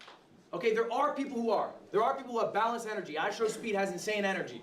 Literally every second of that stream, you're like, holy shit, how is he still going? I can't do that. I'm a limited quantity guy. and then I need to go take a bath. That's me. I'm honest with myself. I know my strength isn't to perform in a way that will not be met when the viewer comes to see me. I have to be authentically me at all points. You need to be authentically you at all points. The person they should see in the clip should be the person that they experience in the live stream. All right? I feel like I'm nailing that, if I'm being completely honest. I don't feel like I have any clips that's like exaggerated in a way. I feel like every clip is me, authentically. I don't feel like I fake anything. Of course, there's some moments where I get really hyped about something, and that's kind of rare. But those things happen in the stream. It's just rare that they happen, but most clips is me being myself, in a way. Otherwise, they're just gonna get bored and leave. True. You're not the clip you in every waking moment. It's never wrong. Why did I show these people? What's special about these people? Any guesses? They are all on Streamer U, but there's something more. I have no idea who any of them are, if I'm being honest. Is that... No, I don't know. I don't know. This is not my niche. This is not the people I usually watch, you know. Grown a lot lately. They've grown a lot. That's true. They're always themselves. They're always themselves. I like that. So these three are 3 of the 5 most successful streamers from last year. These are you. Okay. These are who Interesting. you should aspire to be this year. All right. Yes. These people have all increased by, I'm telling you, like 5,000 average viewers. They all went in with hundreds. They now have 1,000 viewers. Okay. They're now doing amazing. Okay. I think they all have different strengths. We're gonna go all through one by one. What did Tota do at Streamer U? Built probably the strongest relationships of anyone at that event. That was able to get him, you know, friends with Kai, friends with Ray, and Mafia-Thon 3, okay? To build a foundation, but build relationships with people here, okay? Arky, I think, is one of the kings of authenticity. Arky wears his heart on his sleeve. It is obvious to everyone who's with him and everyone who watches him. So what you get in the clip is what you get when you hang out with him in real life. It's what you get when you watch him online. He's the same guy. Yano, probably one of the nicest motherfuckers I've ever met. And she's always like that. It's crazy. I expect her to break at some point. She never breaks. Ultimately, guys, look. What I really want you to take away from this is it's all right to farm a clip, but you should be farming it as you. Okay? Yeah. Don't, you know, have a burst of 1 minute of energy and then you're back to being somebody else. Be consistent. Be consistent in yourself. Be honest to yourself. All right. We're going to talk about the content funnel. This is an idea of how to efficiently stream. Right now when you guys stream, what are your strengths? Getting a couple clips. Nice. We can do better. Okay, content funnel. What is my strengths? I think it's the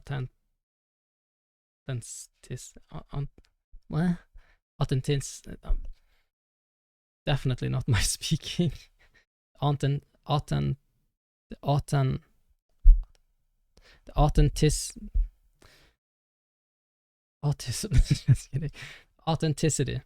Is that correct? Is that how I pronounce it? Probably butcher that. English, my second language, you know. Authenticity is my strength, I believe, as well as my drive, probably. Like with the Slayer locked stuff, how long I can stay there doing that. And there's my girlfriend. I want you to start shifting your paradigm. A stream is now a recording session. Right.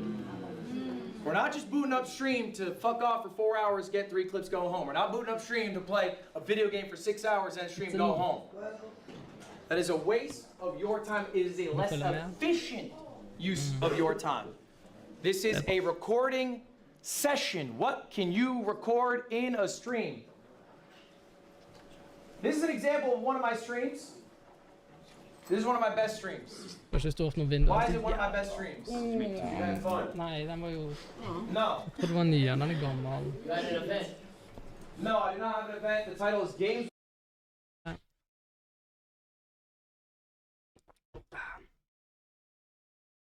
Åh. Jeg må egentlig tisse. Kan du ta en pus opp til skjermen underholde mens jeg går og tisser? I have to go pee-pee. My cat is gonna stream.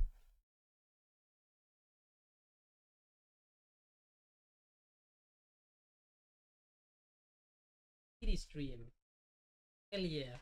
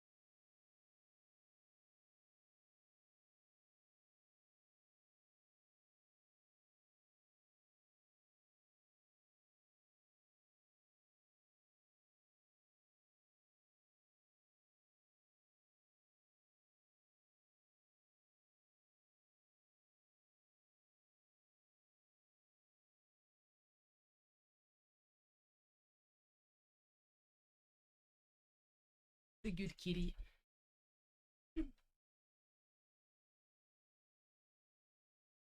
Oh. Let's continue the lesson, everybody. With friends. CoffeeZilla video later. Authentic. Authentic? No. No, not authentic. I got a video? A good video out of it. Every second. I got multiple videos. From this one stream, it was 6 hours. There's 3 separate VODs. Those are just cut-ups, not edited, of the segments. All right, I came prepared with segments. 3 different edited videos. God Gamer Gauntlet to challenge.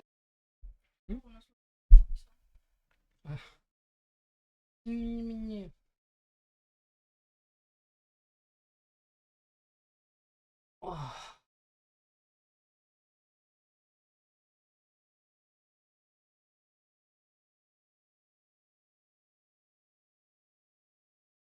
Hun lukter så godt.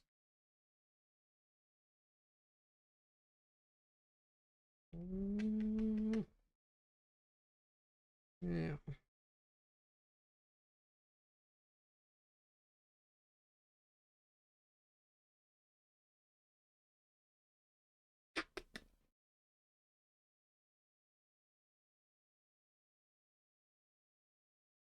Content funnel.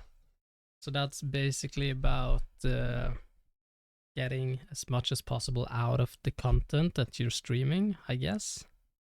I do. Magic Chameleon with some friends, and I reacted to a CoffeeZilla video. And then I also had a couple clips out of it. Okay? That's all from one stream. That was 6 hours. I recorded all that. Just for your information here, I didn't put it in this slide. The streams, they made 5K. It's pretty good. Okay? All of these together they made 25K. Okay? And you're able to get all this out of one stream if you just spend the time to plan out what you are going to do on stream. I think every streamer should be streaming in the sweet pocket of 100, 150. I think that's like the perfect zone, 100 to 150, all right? Some of y'all need to do more. I've looked at your stream hours. Some of you guys aren't doing enough. I think some of you guys aren't sure if you want to be streamers. I think some of you guys are still exploring that. That's fine. But if you want to be a streamer, I think at least 100 is right. I think anything over 150 is a waste of your time. You're just being less efficient. Okay, why? Because you're not getting the value of each of these streams, right? Your 6 hours don't look like this.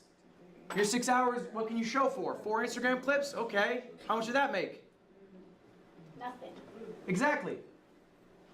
All right. So we're going to do a little exercise right now. And this is an exercise you guys should be doing every single day. Let me say that again. This is homework today. Exercise, create 3 different stream ideas. $1. You should be able to do an idea for no money that can be a successful. That's $10,000 idea. No.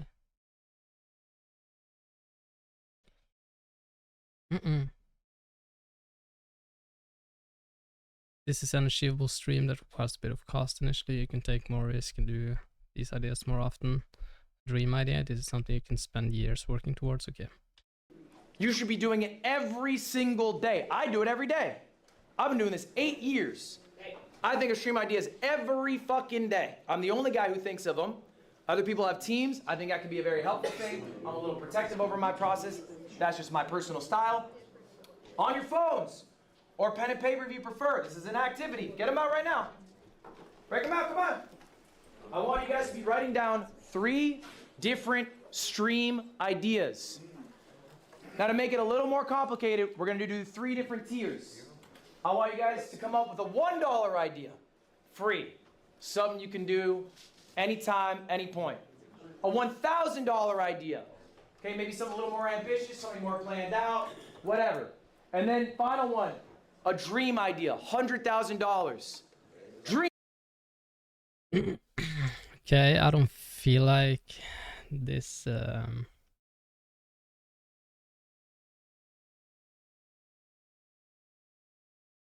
Okay, I don't feel like this is me in a way when it comes to like using money on stream. Because I have a specific genre that I'm doing, a specific niche in that way. But if I was gonna do something like free one would be continue on the Slayer locked one, completing that one. And make that like big ass video. It's gonna be like the entirety of the Slayer locked. I mean, it's free in a way. Except for the membership, of course, and the editing costs. And then $1,000 idea would be like, I don't know, like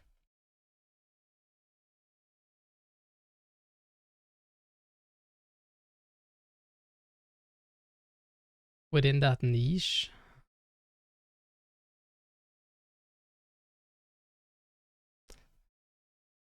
Probably create a game mode, like a create a specific like plugin that for RuneScape that can like that can be like the next thing that I'm doing, like the next locked challenge to RuneScape, that I have a specific plugin made to make it even more interesting. $100,000 idea. That would be probably a kind of event, some sort. Event with other streamers, YouTubers involved. That is like OSRS based, basically something similar to what Solo Mission is doing, I guess.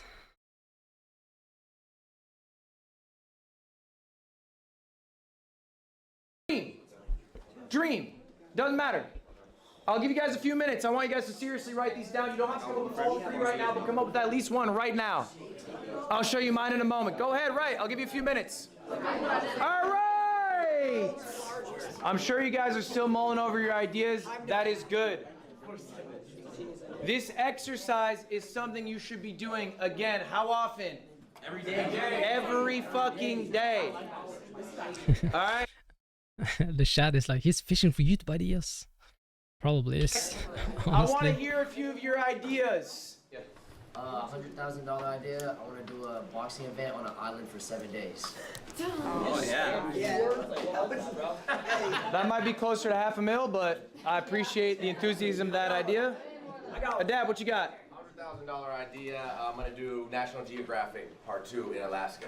I like it. What you got? I'm Fumi Bean. I really love D&D and storytelling, so I want to do a 360 immersive D&D session with Matthew Mercer and a bunch of really fun D&D videos. That's 100K? 95K on Matthew Mercer. I got you. Yeah. Lacey, you're excited. What you got? $100,000 idea is the world's largest mukbang. It's a pretty good idea. All right, last one. I wouldn't watch that, but someone Casino would. stream can't leave till you double the 100,000. Love that. Love that. That's a good idea. That's a great idea. All right, guys. These are really good ideas. Okay? But I want to talk about what makes an idea good. All right? What makes a stream idea good? I'm a little different than you guys. I'm older. I've been doing this 8 years. When I stream, I'm thinking about a YouTube video. I'm not thinking about a clip. That's how people do it. Same here, same here. That's what I'm thinking about as well when I'm streaming. It's a YouTube video, not the clips. Do it in modern day. I think we should all be thinking of both. I think you guys are already good at the clip. That's second nature. Let's stop thinking about it. Let's think about the thing that's more sustainable. Holding long-term viewership, making a YouTube video, being authentic. Let's work on those weak points. The clip is second nature. For me, I have to do the opposite. The YouTube video is easy. How do I get a clip? I'm 30-fucking-1. I don't know what to do. That's not all. That's what you're done. It's practice. It takes time. So anyway, I'm going to go through a couple of my ideas here, and then we're going to talk about what makes an idea good. This is one idea here. This is a thumbnail for it. It's called Bro v Bro. I stole it. A lot of people stole this idea. It's a good fucking idea.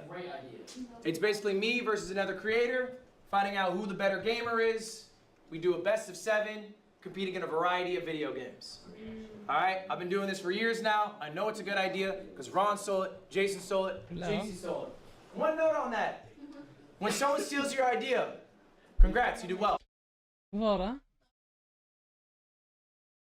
Vad morsomt. Meg? Ja. Do not feel bad about it. Do not be bitter about it. Do not reach out to them about Är det en baby som bärsar? Så. Ja, men det kan du it. It is säga. okay. And here's ultimately the truth. Someone who steals an idea makes you their ceiling. Okej, säg något till mig. They will not be bigger than you until they do shit better than you. And if all they're doing is mimicking you, then I promise you, they will never surpass you. This is $1,000. This is an older one. It's called an Amazon stream. Stole that shit. I gave my chat $1,000, Så kör låt och visa and Ron is right. Ja. This is a stream that Soda Poppin did initially. OG streamer Soda Poppin. I took the idea. 100%, ja. Vi kan ju köpa sån här, du vet, sån papir som vi kan bom på. Med maling. The only thing I twisted is I gave my chat an exact amount they could spend and then a time limit to spend it in. So there's a little bit of stress on chat's behalf. I've done this stream, I'm not shitting you, probably a dozen times. It works every time. I've done it for 1,000, I've done it for 10,000, I've done it for 30,000. About to snatch that shit. All I do, I give them the amount of money, I let them send me links, they vote on what they want to buy. Yes, we buy it, no, we don't. Huh? doing that kind of stream idea in Norway is basically impossible without doxing yourself. I don't think we have like a specific. We don't have the same kind of like postal system as they have in America, where you can have like a post box. At least if you had a post box thing, then your address still needs to be, like your home address need to be like under your name as well on the postal box. I've taken a little look at that because I was thinking about doing something similar. I want to do something similar, but in Norway you're gonna just get doxed. So I can't do it here, sadly, as a streamer. Pills? These are height pills. Yeah, stand tall, growth pills. Yeah, I'm 6'3". That's that. All right, $100,000 idea. This one's a few years old. 24 hours in the wilderness. I had a whole production crew. I streamed outside for 24 hours. I had a bunch of wildlife experts come through. They helped me through it. This was a 24-hour stream production. That's where the cost came from. Okay? $100,000. Did you make money on that stream, Ludwig? Fuck no. It's a good question. Why not? Because it costs a lot. And you don't necessarily make more. It doesn't scale that way. For me to make that much more, I'd have to have that exponential increase in viewership. I'll say maybe at the time I was averaging like 17K viewers. I think for this stream I might have had like 27K. It's more, but it's not enough to cover all the bills. Was it worth it? What do you think? Yes. Why? I think now you have the case study of what that much money turns over for content. You know when you can spend that much money, when you should stay at the crib and spend less money, and you know it gives you an idea of where. Yeah, was it worth it? Around. That's true. I think you can trial things. I think you should take risks. I also think it's okay to have lost leaders. Big ideas, big events. Maybe they don't make a lot, but they mean a lot to the people who watch you. People see the effort that you put in. If you are not doing things that are exciting to you, exciting to them, viewers slip away. There's a lot of competition out there. There's a stat I heard year over year, all right? Your viewers will change. So maybe if you have 1,000 viewers this year, if you have 1,000 viewers next year, 50% of those people will be different. Damn. That's the turnover. 50% of those people will be different. It's not the same people coming in. You don't have this static pool. People got lives. People get older. People stop watching streams when they get 30. They got a family and shit. So sometimes these lost leaders can also bring in those new viewers. They can help recycle. I don't have the problem with the OSRS streamers because all of my fucking viewers are in their 30s, man. So my geographic is 30-year-old men. It's my viewers from their like mid-20s to the 40s. That's like the peak viewers, so that's mine. The people who are eventually gonna leave. I got one more for y'all. I don't make kid content, you know. Except for the Pokemon cards things that I'm doing sometimes. But then again, I think most of them are actually people in their 20s watching. This one is $1 million. This is Streamer Games. Alright? And there's a follow-up to your question. Okay? Is it worth it? $1 million on an event. That's a lot of money. Streamer Games, year one. Guess what it did? It lost money. Of course. Streamer Games, year two. Guess what it did? Lost broke money. even.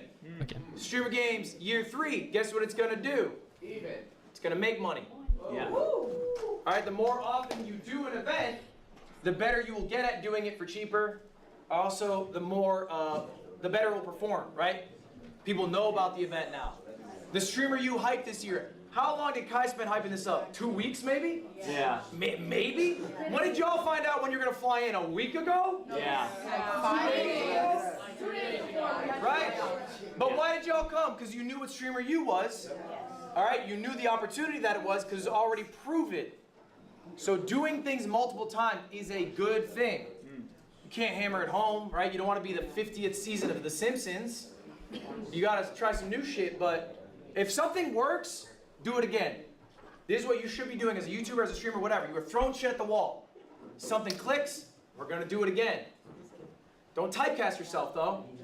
Alright? Don't be like one of those people on TikTok, they got one bit, they do it in perpetuity, and then that's all they ever are. You know, you should explore new avenues, but if something works, keep doing it.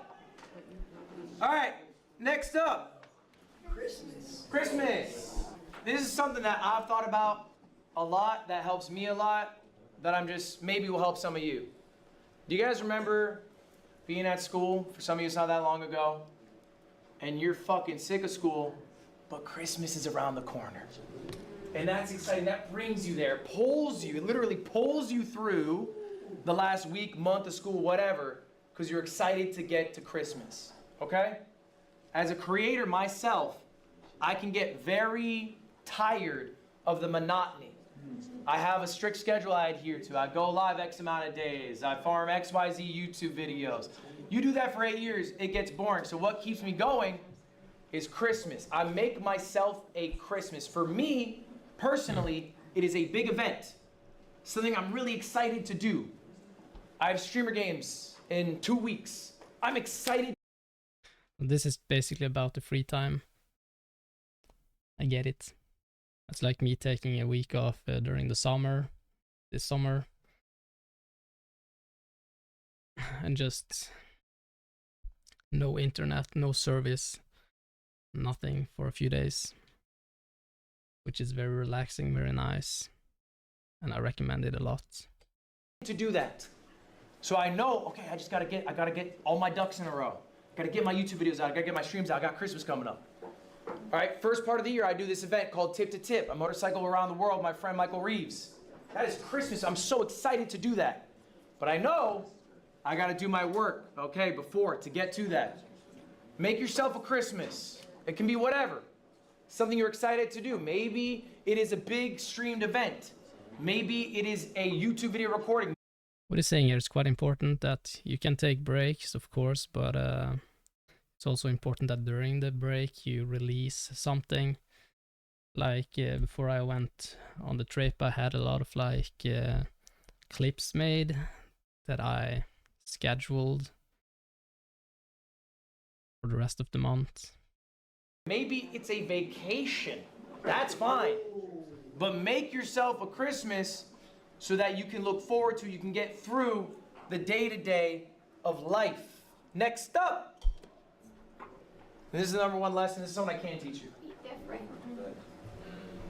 I can't tell you the playbook for how to be successful exiting Streamer U. Because if I did, you would all use it and it wouldn't be successful. Someone here is going to rise above the rest. Someone here is going to offer viewers something unique that other people aren't offering. I'm a small streamer making a cozy environment. Okay, I've seen that. Maybe that's fine, maybe you're happy with that. That's not gonna be the person who's the number one streamer come out of here. I'm loud. I like being the center of attention. Okay, we have enough of that. You are not gonna be the number one streamer coming out of here. So what are you doing to be different? What are you doing that people are drawn to? This is tough, this is intrinsic, this is personal. I cannot tell you what it is, but ultimately, I feel like I'm different considering my because of my Norwegian fucking accent when I talk English. Some people find that funny probably. I'm different in the way that I don't really care about how people will look at me. I can say whatever the fuck I want with no problem, no hesitation. I've had some weird ass discussion with chats during the streams I've had. I feel like I'm different in that way, that I'm like zero filter. That makes sense. ultimately whoever's successful will do this. Dean Sinat. Ludwig, I'm just here to look around. Guys, we have about 5 minutes left in class. I appreciate you all being very attentive.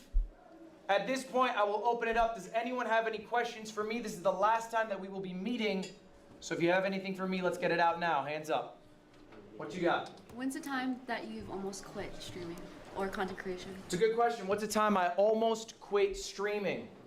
It was early in my career. I was a part-time employee at a vape company. I was head of marketing. I didn't smoke vapes, I lied on my resume. After, I would go home, I would stream. Work stream is a lot. But I really love streaming. Here's the crazy thing, I had the best stream I had ever had. I averaged 1,000 viewers. The next day, I almost quit. Because I knew the number that would show up would be smaller. And that ate at me. I lied down in my closet for 4 hours instead of going live that day. This is something that you guys might deal with. Okay, maybe it's imposter syndrome, maybe it is just paralyzation. Okay? Here's what I realized. Streaming is an impermanent thing. What you did last stream doesn't fucking matter. You know what people care about is the next stream. And you know what you want people to care about? You. True, that shit is heartbreaking, honestly. There's been multiple streams that I've had that lasted like 45 minutes to an hour because that no one came into chat to tell, write anything. Like sitting there doing something without having any people acknowledging that they're watching. That shit is hard, man. But it's always worth it when someone comes in and just say hello. Honestly, all I need to be happy during a stream is one person, just one person during the entire stream saying, hello, how are you doing? Or something like that. Just one person acknowledging that I'm there and I'm happy. And it was very difficult for me to go from, because I had a big break during last year where I didn't stream for like 4 months or something. And that was mainly because I was so tired after work. And being used to people being in stream and talking to you, to then go back to stream and have like only like one viewer maybe and no one chatting, that was hard. So yeah, I think if you're streaming, just you need to get over that threshold again, where you do it because you enjoy it. Just, I think you need to be delusional. Just talk to the chat as if someone actually is there, even though maybe someone isn't there talking back to you. Like right now, as I'm talking, there's no one in chat, man. No one in chat. Even though I'm streaming, I can see that I have viewers. No one talking, and that's fine. 100% fine. But having someone there makes things a lot easier. And that's I think is the problem with the 1,000 viewer stuff, that you get a lot of shatters and then the next day maybe you don't have any shatters, maybe have a lot less shatters, and that silence, it's probably killing a lot of the streamers, honestly. Destroying their ego in a way. But so it's important to learn to be comfortable in the silence and just accept that it's there. Just hope that it's not going to be silent for too long. There's too many streams that's going to be silent, you know. Of course, it's you need to go in with a positive mindset. I wanted to stream today, even though it's just this small segment here. But it's important still. Okay? So if the last stream was shit, who cares? If the last stream was the greatest stream that ever happened, who cares? Stream review's going great. You know they're gonna say on Twitter in a month about Kai if he doesn't go live? When's the next stream, Kai? Spark up. We wanna see something. What you got for us? They don't care that he put in all this work anymore. What's next? And so that's what pushed me. If y'all hear my voice, clap once. Y'all hear my voice, clap twice. Guys, the median viewership change year over year was 4 viewers, guys, okay? So what can we do? Where can we get some control? We can start working on things maybe we're not good at. And I think almost every single one of you in this room, basically without exception, sucks at YouTube. Hey yo. Let's be Hey. honest with ourselves. Raise your hand if you think you suck suck at YouTube. I looked through almost all your channels, guys. Wait, dead at? I looked through all your channels. I'm not saying all of you are bad at YouTube, but in general, I think this is the biggest hole. I think as creators, okay, you guys feel very confident live streaming. That's the thing we do, we're streamers. You feel very confident maybe with clips, Instagram, okay, that's social media stuff. That's what we're good at. I can see you guys. You guys are really good at that, by the way. You guys are much better than I have ever been or ever will be at the Instagram, the short form game. I genuinely think you are amazing at it. I think long form is where there is a struggle, okay? And it's different levels, all right? We need to be honest. I have that struggle as well. Honestly, I haven't released a long form video in 2 months. I'm currently editing one. I recorded a new one today. It's because it takes so long and I procrastinate it because I know it's gonna take so long. That's my problem, the procrastination as well as the having enough footage to actually make a video, and then the fact that I have to edit it for so long. I love editing, but I get so passionate about editing that it takes a very long time when I sit down and do it. And yeah, With ourselves here. how it is. But here's the question. Do you guys agree with me? Let's show hands. Do you think it is valuable to be good at YouTube? Yes. Extremely. Yeah. We all agree with it. Okay. Why? Anyone have a guess? Why? Because when you bring short form into your YouTube, you're like a TV show, you're like an episode, people have more screen time of showing the content. Yeah, but you can just do it on Instagram. Why YouTube? That's all we all grew up with, YouTube. Okay. So add it all together, that YouTube is the #1 thing. You've got to get YouTube to get it everywhere else. Because it's owned by Google, it has more longevity. Because it's owned by Google, it has more longevity, okay? Because people who watch YouTube are more likely to consume longer form content, which means they'd be better for watching streams. More likely to consume longer form content. That's an interesting idea. Yugi, what you got? YouTube has more, how do I say, like eyes. It's a bigger platform than I think Twitch is. Okay. Let's go through that, guys. These are the monthly active users. We're going to go through a few websites that are familiar to you. Kick. 64 million people every month log on to Kick. They'll watch a stream there. That's more Twitch. than I thought it was. 240 million. Okay, now we're cooking. Guys, YouTube in comparison. Billions. 2.6 billion. All right. Furthermore, it's not just monthly active users compared to streaming sites. It is the most watched thing on TV. Wow. It is I'm going to say that again. The most watched thing on TV is YouTube. The most watched. And it's only growing. Okay? So ultimately, what is the value of being successful on multiple different websites? It's to diversify yourself.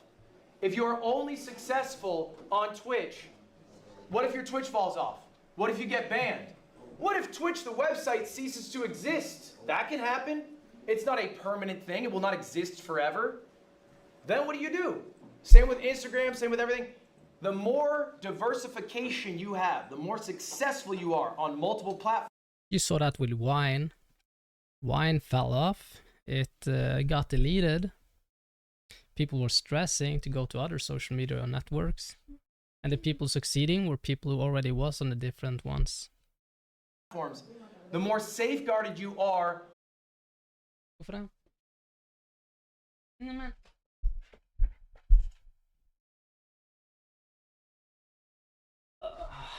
The kitty got evicted from the kitchen because she tried to eat the chicken. How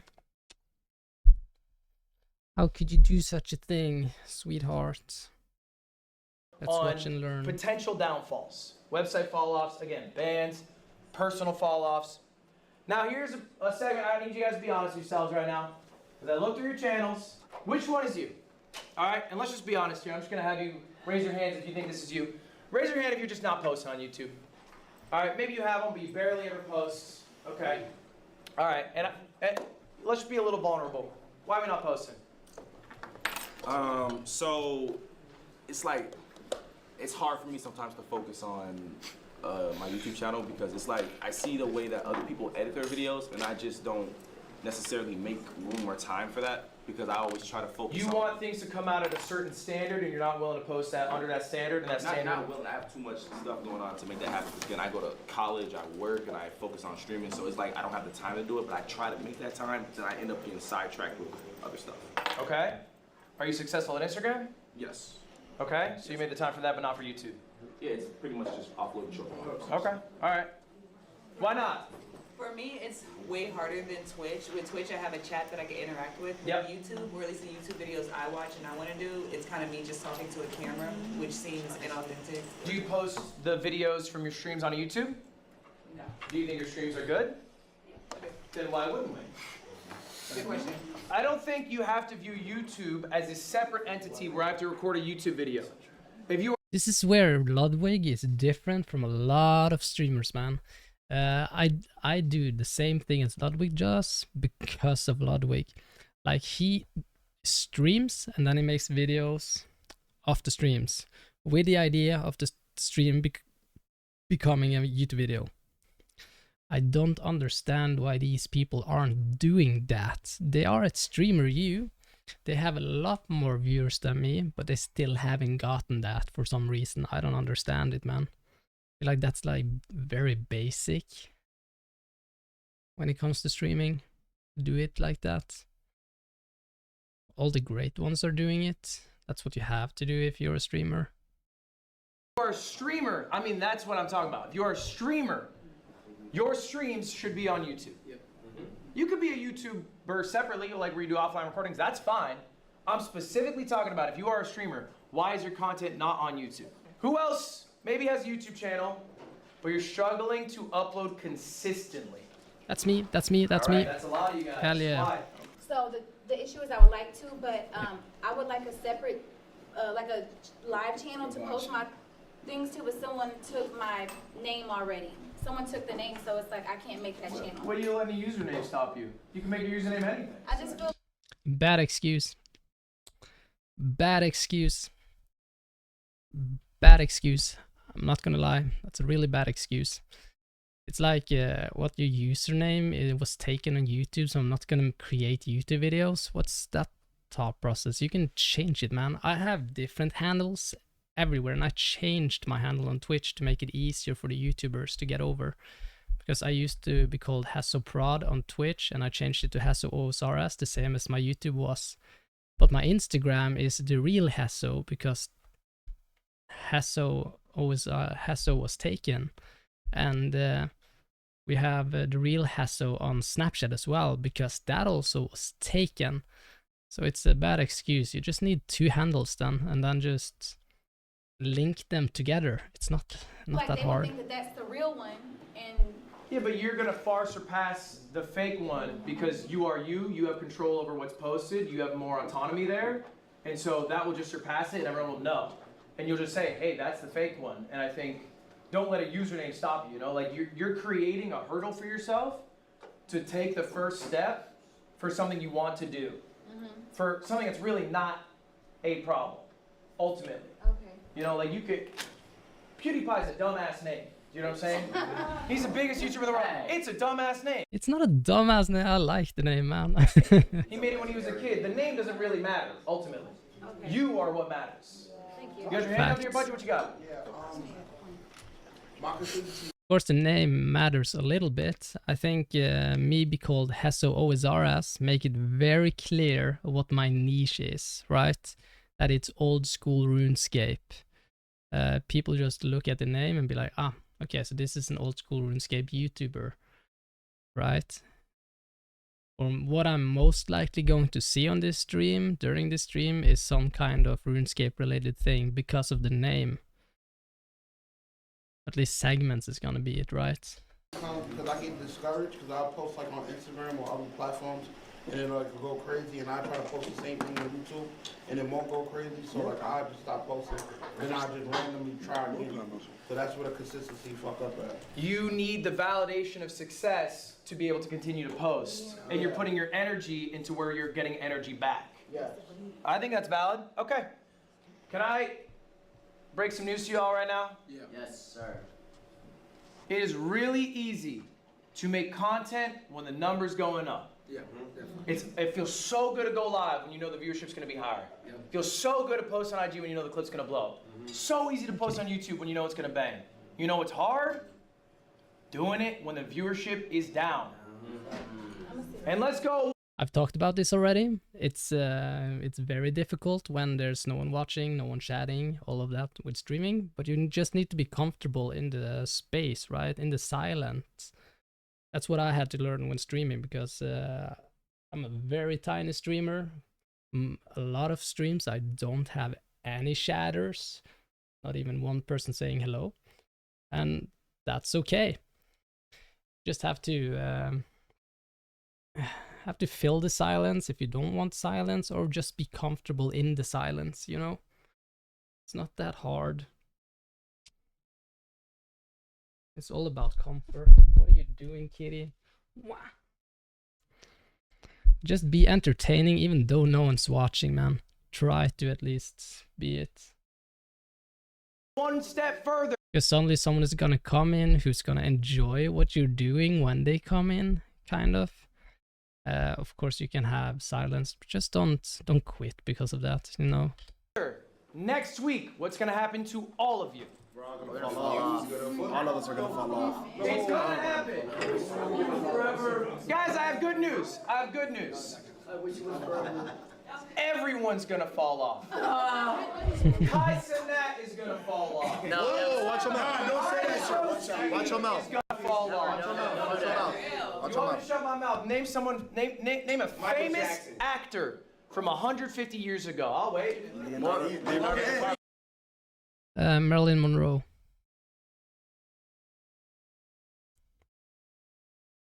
That's an actor from 150 years ago. I don't know. That's a little bit rough. It was maybe like 80 years ago. Charlie Chaplin. I don't know. When did he? They didn't. 150 years ago, Ludwig. What the fuck? There were no actors back then.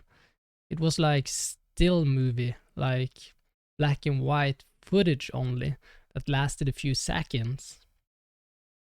He's wrong with what is he talking about, man? Does he mean like actors, like people who's singing, dancing on stage? Don't know. It's probably a few big ones that's still like in the history, but it's difficult because it's you probably only heard the name, you haven't seen them. Yeah. Morgan Freeman. Morgan Freeman. Guys, Father Time is undefeated. There will be moments where you're rising up. There's going to be moments where you're falling off. If you want to get back to the moment where you're rising up, it's what you do in the moments where you're falling off. You got to stay consistent through the hard times, okay? So whatever excuses, hurdles, barriers you're putting in front of Yeah, someone else in chat said it. 150 is too much. Yeah, definitely. yourself. I can't get my channel name. I'm not getting the same views on a certain platform, or I'm not doing as well as I used to be. You have to get over those hurdles because no one else cares. They just want you to output. And if you don't, then you're never going to succeed on that platform. I promise you that. So guys, I have good news for you all. I got the cheat code. Yay, I she's can tell you exactly how to be successful at YouTube. Why? Because I'm old. When I started out, we didn't have short form content. There was no clip farmers. So for me to grow as a streamer, I had to grow as a YouTuber. And I think growing on YouTube is genuinely easier than growing on Twitch. Really? There's no discoverability on Definitely Twitch. is. YouTube is a scientific game. It is not about how enigmatic your personality is. It is not about the connections you have. It's about how well you understand how the website works. And if you put the time in the study, you will reap the rewards. I promise you that. So guys, what is the #1 skill that you need to learn to become a great YouTuber? The #1 skill you have to learn, I think, understand your audience. I think that's probably it. It's either that or understanding trends, right? #1 skill. You gonna be good? Yeah, what you got? #1 skill to be very good at YouTube is to upload and get better every upload. I mean, I don't think that's the answer he's looking for, but it's a correct answer. Wrong. Flacco, what you got? Edit. Wrong. Oh, shit. What you got? Consistency. Wrong. I was gonna say the same thing. Yugi. Thumbnails. Close. Go further. Go further. Title. Is the answer packaging? Is the answer really packaging? I mean, yes, packaging is important. The way that videos are set up, the way that thumbnails are, and all of that. But you have wild cards in there, man. There's a lot of people who are successful whose packaging is shit, man. Like Moist Critical. Bad packaging. Right? It's I think you need to build brand awareness. If you look at my YouTube channel, let's see, I feel like the way I've done it is pretty okay. When it comes to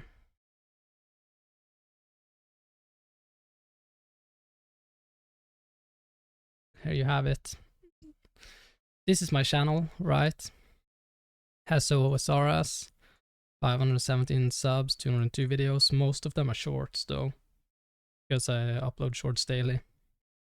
You can understand the packaging right away because you can see the same style throughout it, right?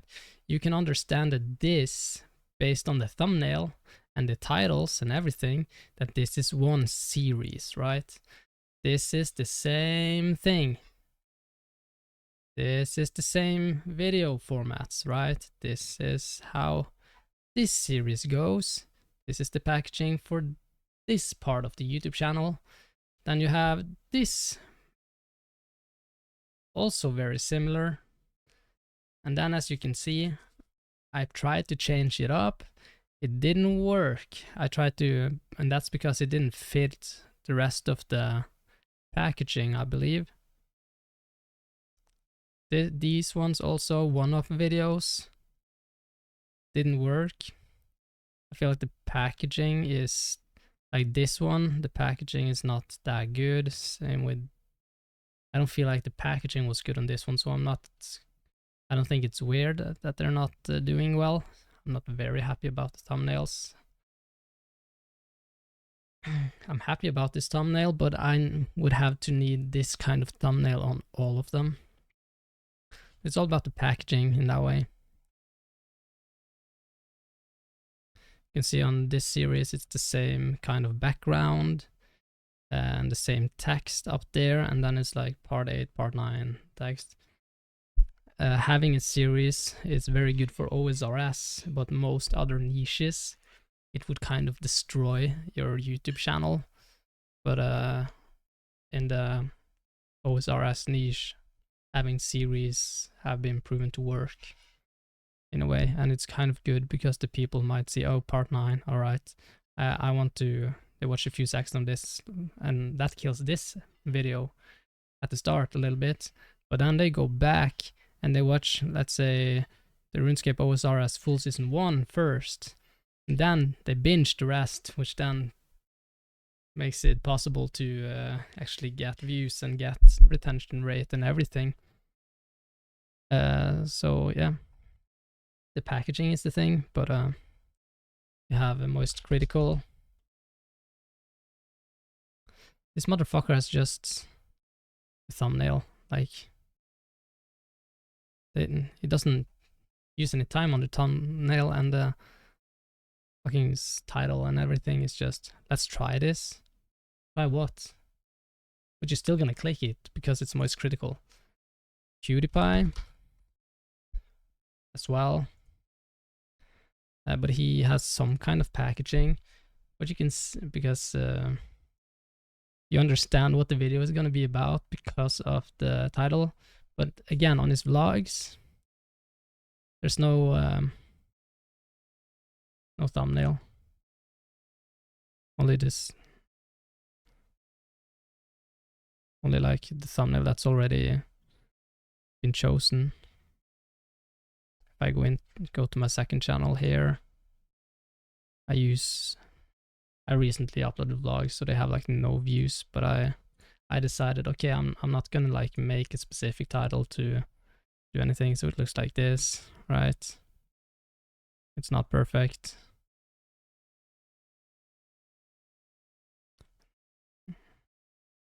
Yeah. Of course, packaging is important, but it's not the most important. I think it's possible to become big without the packaging it at least the same way that the algorithm wants you to package it. I think you just need to understand your audience and make a package that works for them. And? Length. Packaging. Clickbait. Oh, what you say? Hold on, everyone listening to what you say. Packaging. Bam! My nigga. Nah, you got that for that. That was tough. That was tough. Guys, YouTube, unfortunately, or maybe fortunately, depending on your view of it, is not a platform for artists. It is not a platform for creatives. It is a platform. That Korean show I talked about, it showcased that a lot, because there's one guy that was on it that was like an old school YouTuber, and he was trying to be very creative about his approach to things and very like artistic, and it just ended up biting him in the ass. So it's yeah. For marketers. Okay. And you have always heard, I'm sure if you watch other YouTubers, say, man, I wish I didn't have to, you know, bend over for the algorithm. I wish I didn't have to package my videos for the algorithm. But they do. All of them do. Okay? It is necessary to succeed on the website. So let's start about the first thing that people see when they go on YouTube. Let's talk about thumbnails. This is a pretty simple question. Which thumbnail is better? If you think the one on the right is better, raise your hand. Left. Excuse me, that one is so much cleaner. I would click that one. Oh, my bad. The one on the left, Yellow Jackets. If you think yellow's better, raise your hand. Who thinks yellow's better? I think yellow's better, yeah. 3? Jason, Suki, Pudgy, is that it? Okay. Who thinks right is better? Okay, interesting. Looks like that is very the second one looks like AI slop, man. interesting. Why? Just the facial expression, and it's like action going on in the thumbnail. Okay, and that's why you think the right one's better? Yeah. Congratulations to you all. And by you all, I mean you three. Fuck. I recognize good shit. Okay. I recognize it because it looks cleaner. It has Michael Reeves in the thumbnail. It doesn't look like AI slop. This is an objective measurement about what is better. This is not a subjective question. This is an A/B thumbnail test that I did. YouTube has this feature. You can upload multiple thumbnails. They'll give them out to viewers. All right, this is built in. You should have it on your YouTube page as well. And they'll show you which one people are more likely to click. And you can see the one on the left, all right, is overwhelmingly more successful at converting clicks than the one on the right. This is objective. It's not a subjective measurement. Do you guys know who Michael Reeves is? Yeah. Michael Reeves is one of the best YouTubers, I think. He's a robotic. He is honestly top 5 YouTubers at this time and age. So good. YouTuber. He has a little test. I'm going to teach you guys a secret. It's Michael Reeves' secret. You're the only people who know about this outside of myself and Michael Reeves. Congratulations. You get to find out. All right. The Michael Reeves method. Oh. What Michael Reeves does is when he's debating what thumbnail to go with, he blurs his eyes like this and looks at it. Oh, shit. Why? Because when you're looking at a thumbnail on your phone, you're scrolling by really quickly. They're really small. So what does it look like? Bro, that's smart. That's really smart. Without focusing on it. When you guys were on this one, you're talking about, oh, the jacket looks like this. The car in the back has... Those details aren't being picked up by viewer. You don't give a fuck when you're scrolling YouTube. Be honest about yourselves. You're scrolling for half a second. You squint your eyes. Which one looks better now? All right? Now you're like, oh, okay, hold up. I understand the one on the left. Those stick out a little stronger. There's the one on the right's a little vague. What's that thing in the back? It's harder to see. It's a little more clear now. Jason, why do we have a question? What's up? What are your thoughts on AI thumbnails? Fuck no. I think AI thumbnails will be rejected by the viewers. And so what is your goal? To get people to watch your videos or not watch your videos? Watch your videos. Okay, so you can use AI thumbnails if you want to save money and get no viewers, but that's up to you. Fair. All right, guys, we're gonna do a few more tests. And now we're gonna use the Michael Reeves method. I'm gonna show you 2 thumbnails. These come directly from Mr. Beast. I asked him for his A/B testing. So there's gonna be an objective correct answer. And these ones are pretty lopsided. Show of hands. Who thinks the thumbnail on the left is better than the thumbnail on the right? Who thinks left is better? Raise your hand if you think left is better. Got about 3? Okay. Who thinks right is better? Can't really see the photos too good. Correct answer. I fucking saw shit. Yeah. What? That's why I don't do YouTube. Jason is crushing in this game. If you are getting these wrong, all right? It means that you don't know what you're talking about. And that's all right. It's okay that you do not know what you were talking about. You are new to this. You have not uploaded a lot. This is why we are going through the exercise. But this is something you can be actively doing and actively thinking about. Next part of packaging, y'all. How do you make a good title? Do we have any guesses here? I feel like you should come up with a title before you do the video. I think this is good. This has been said by other YouTubers as well. If you think of the title before, it helps every single part of the process. What do you have? I think about the most exciting part of the video, the highlight of it. Yeah. And like put the title around that, but also make sure that clip is like in the beginning of the video when it first starts, even if like it's just a clip and then you go back to the beginning of the video. Guys, we're working too hard. Okay. Aren't we busy? Yeah. Don't we have too much going on? Too much. This sounds like a fuck ton of work. Yeah. All right, how do we guarantee that we have a successful title? Y'all. Steal it. Yeah. But don't just steal it. You also have to change it up a little bit. Of course. When I decided on the titles for my Slayerlocked series, I took inspiration from other RuneScape creators, so what they did, and then I changed it up a little bit by putting an emoji in there, just for some, just for a little bit of change. Yeah. Steal that shit. So take inspiration. That's all about YouTube, actually. Just take inspiration from what other people who's successful have done, man. Steal that shit straight up. I promise you. I have stolen more YouTube titles than I can think of. I promise you. More people have stolen YouTube titles from me than I can count. Look, I'm gonna show you guys a video. I remember watching this video damn near 10 years ago, all right? It's called How I Accidentally Wrote the Office Theme Song. Okay? It's a good video. It's got 22 million views. A lot of people saw it.